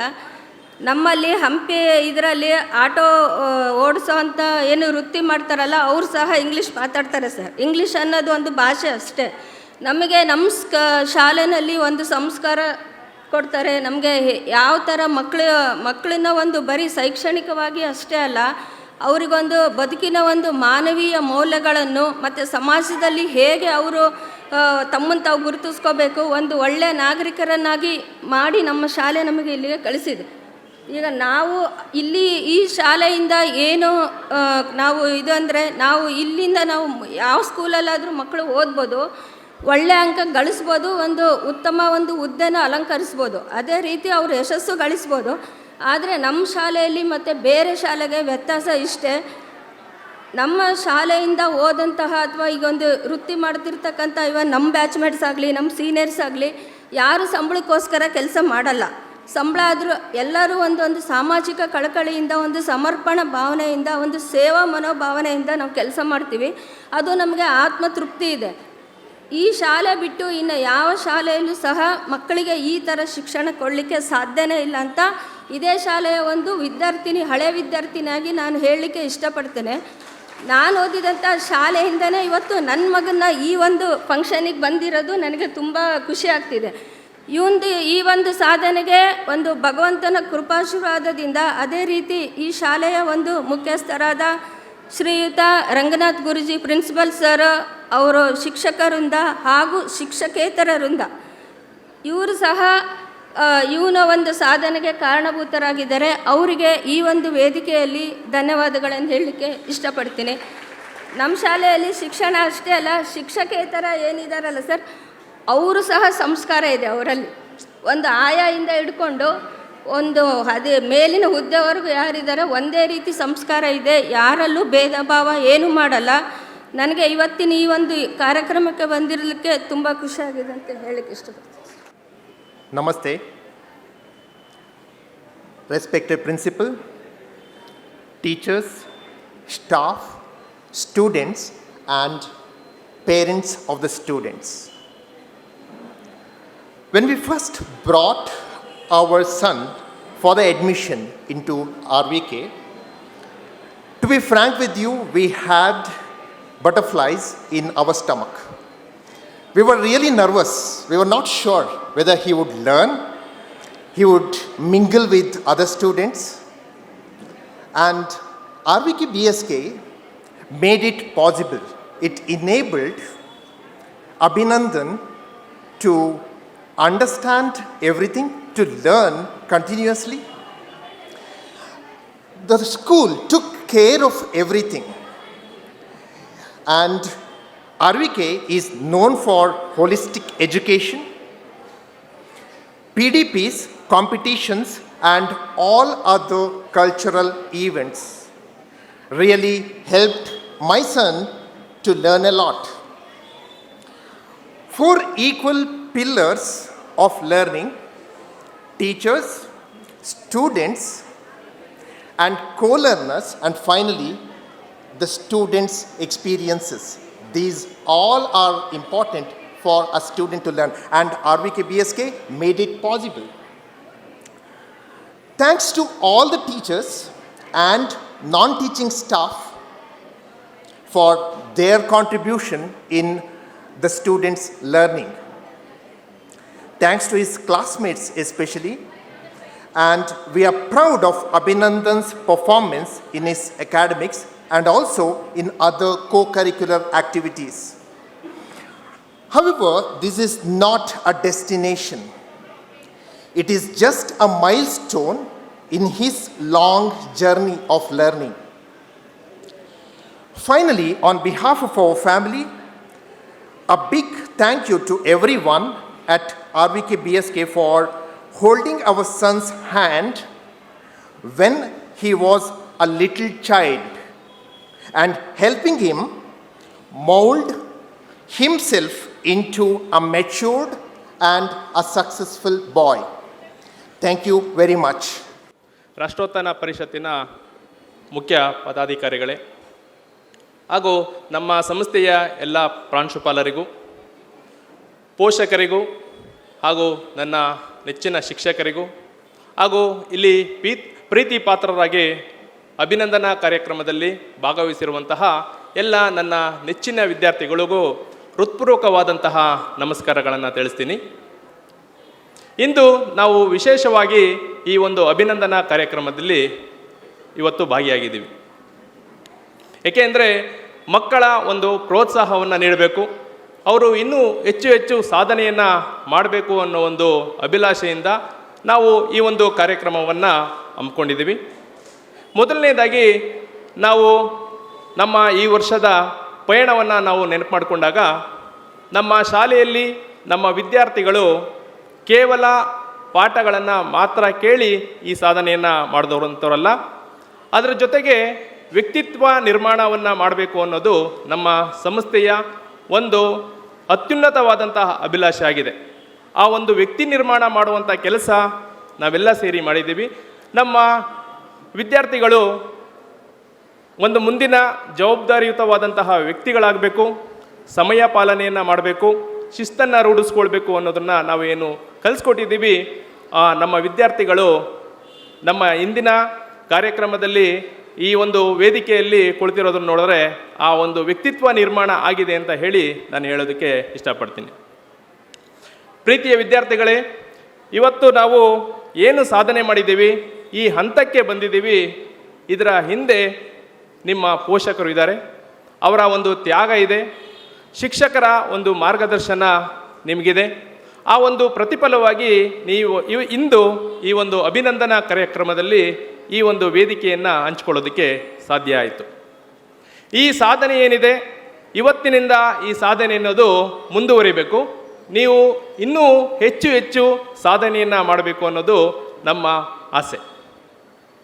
ನೀವು ಮೊದಲು ನಮ್ಮ ಶಾಲೆಗೆ ಬಂದಂಥ ಸಂದರ್ಭದಲ್ಲಿ, ವಿಶೇಷವಾಗಿ 10ನೇ ತರಗತಿಗೆ ಬಂದಂಥ ಸಂದರ್ಭದಲ್ಲಿ ಒಂದು ಭವಿಷ್ಯದ ಬಗ್ಗೆ ಆತಂಕ, ಏನೋ ಒಂದು ಭಯ, 10ನೇ ತರಗತಿ ಯಾವ ರೀತಿ ನಾನು ಕಲಿಬೇಕು, ಯಾವ ರೀತಿ ಪರೀಕ್ಷೆಯನ್ನು ಎದುರಿಸಬೇಕು ಅನ್ನೋದು ಆತಂಕ ನಿಮ್ಮಲ್ಲಿ ಕಾಣ್ತಿತ್ತು.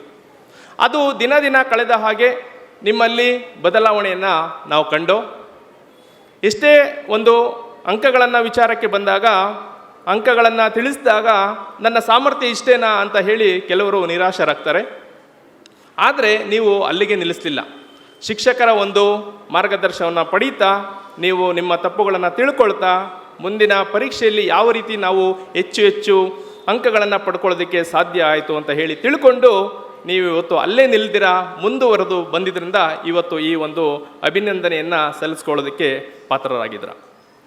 ವಿದ್ಯಾರ್ಥಿಗಳೇ, ನೀವು ಎಷ್ಟೇ ಎತ್ತರಕ್ಕೆ ಹೋದರೂ, ಯಾವುದೇ ಉನ್ನತವಾದ ಹುದ್ದೆಗೆ ನೀವು ತಲುಪಿದ್ರೂ ಸಹ ನೀವು 3 ಅಂಶಗಳನ್ನು ಗಮನದಲ್ಲಿಟ್ಕೊಳ್ಳಿ. ಒಂದನೇದು, ನಿಮ್ಮ ಪೋಷಕರಿಗೆ ಸದಾ ಗೌರವವನ್ನು ಕೊಡೋದನ್ನು ನೀವು ರೂಢಿಗತ ಮಾಡಿಕೊಳ್ಬೇಕು. ಎರಡನೇದಾಗಿ, ಶಿಕ್ಷಣವನ್ನು ನೀಡಿದಂತಹ ಮಾರ್ಗದರ್ಶಕರಿಗೆ ಅಂದರೆ ಶಿಕ್ಷಕರಿಗೆ ನೀವು ಯಾವತ್ತೂ ಸಹ ನಿಮ್ಮ ಮನಸ್ಸಿನಲ್ಲಿ ಅವರಿಗೆ ಜಾಗವನ್ನು ಕೊಡಬೇಕು, ನೆನಪಿನಲ್ಲಿ ಇಟ್ಕೊಳ್ಬೇಕು. ಮತ್ತು ನಿಮ್ಮ ಆತ್ಮವಿಶ್ವಾಸ ಏನಿದೆ ಅದನ್ನು ಸದಾ ನಿಮಗೆ ನಂಬಿಕೆಯಾಗಿ ಇಟ್ಕೊಳ್ಳಿ. ಅದನ್ನು ನಮ್ಮ ದೇಶದ ಬಗ್ಗೆ, ನಮ್ಮ ಸಮಾಜದ ಬಗ್ಗೆ ನಿಮಗೆ ಹೆಚ್ಚು ಕಾಳಜಿ ಇರಲಿ. ನಾವು ದಿನನಿತ್ಯ ತರಗತಿಗಳಲ್ಲಿ ಹೇಳಿದಂತಹ ದೇಶಭಕ್ತಿ ಆಗಿರ್ಬೋದು, ನಮ್ಮ ಸಂಸ್ಕೃತಿಯ ಬಗ್ಗೆ ಆಗಿರ್ಬೋದು, ಅದನ್ನು ನೀವು ರೂಢಿಸ್ಕೊಳ್ತೀರಾ ಅಂತ ಹೇಳಿ ನಾವು ನಂಬಿದ್ದೀವಿ. ಮೊದಲನೇದಾಗಿ, ಇಷ್ಟೇ ಅಲ್ಲದೆ ನೀವು ಮುಂದೆ ಎಷ್ಟೇ ಎತ್ತರಕ್ಕೆ ಹೋದರೂ ಸಹ, ಎಷ್ಟೇ ಉನ್ನತ ಹುದ್ದೆಗೆ ಹೋದರೂ ಸಹ ನೀವು ನಮ್ಮ ಶಾಲೆಯ, ನಮ್ಮ ಸಂಸ್ಥೆಯ ಪಾಲುದಾರರಾಗಿರ್ತೀರ. ಆ ಒಂದು ನೆಚ್ಚಿಕೆಯಲ್ಲಿ ನಿಮ್ಮ ಭವಿಷ್ಯಕ್ಕೆ ನಾನು ಶುಭಾಶಯವನ್ನು ಕೋರ್ತೀನಿ. ಧನ್ಯವಾದಗಳು.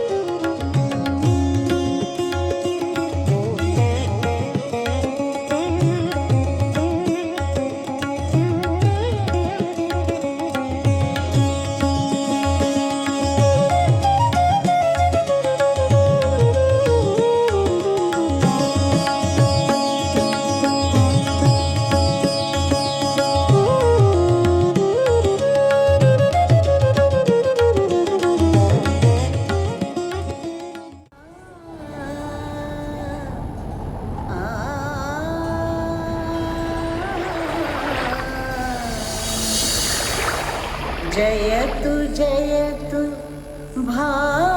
भारतम् जयतु जयतु भारतम् विश्व प्रेम की बाढ़ चदरिया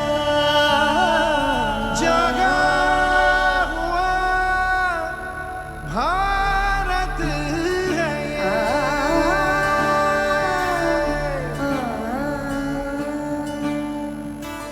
विश्व प्रेम की ओढ़ चदरिया जागा हुआ भारत है ये जागा हुआ भारत है ये जागा हुआ भारत है ये जागा हुआ भारत है ये जयतु भारतम् जयतु भारतम्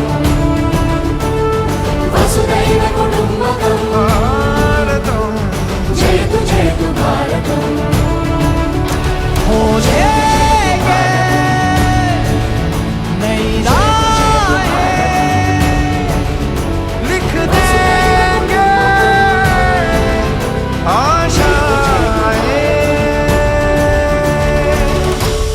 आशाएं। श्वास मेरी प्राण मेरा तू ही मेरा मन बस तू ही है प्रेम मेरा पहला और प्रथम प्रेम का मृदंग रंग एकता का तू युगों युगों से एक छंद साधना का तू तेरी शान तू महान ज्योति तू किरण पवन पवन गगन गगन करे तुझे नमन अभिमान मानवी गड़ा विळक्कुनी लिवान भूमि निंदि मुल्ले कुंबिडुन्निदा जयतु भारतम्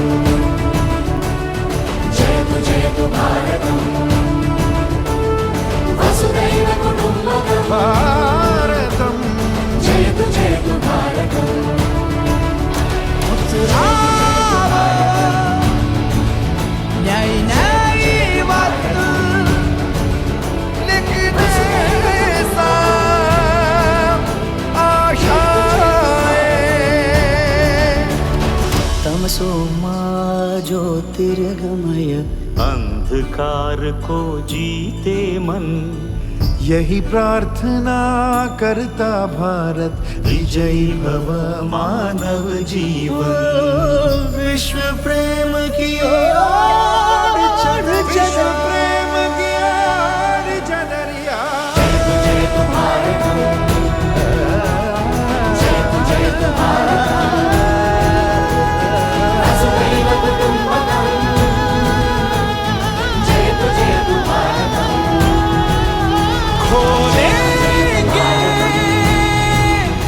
नई राहें लिख देंगे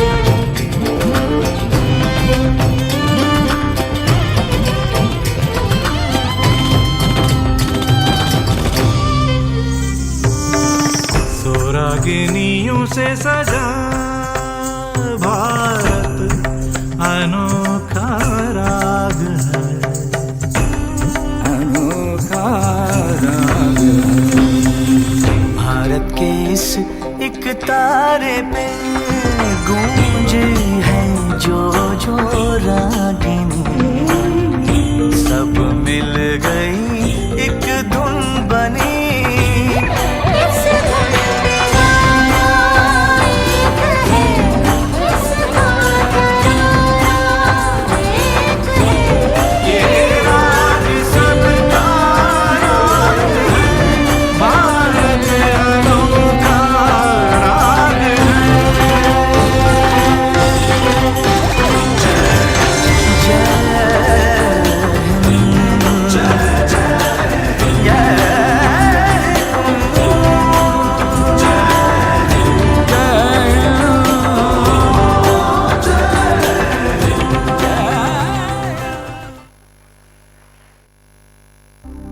বাহুতে তুমি মা শক্তি,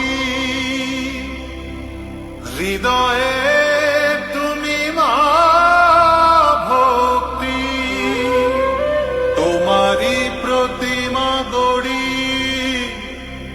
মন্দিরে মন্দিরে মন্দিরে।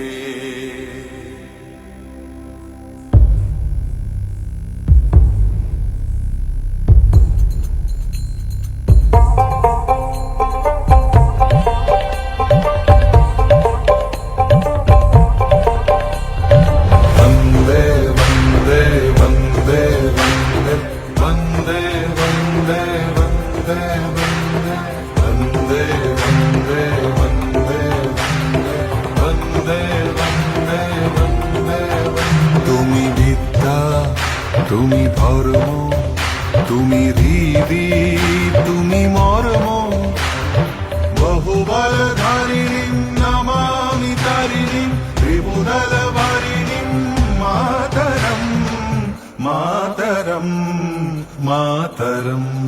वन्दे मातरम सुजलां सुफलां मलयज शीतलां शस्यश्यामलां मातरं वन्दे मातरम्।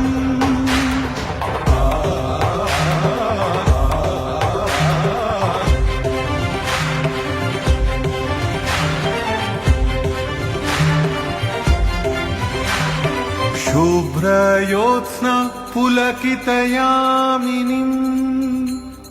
पुल्लकुसुमित द्रुमदलशोभिनीं सुहासिनीं सुमधुरभाषिणीं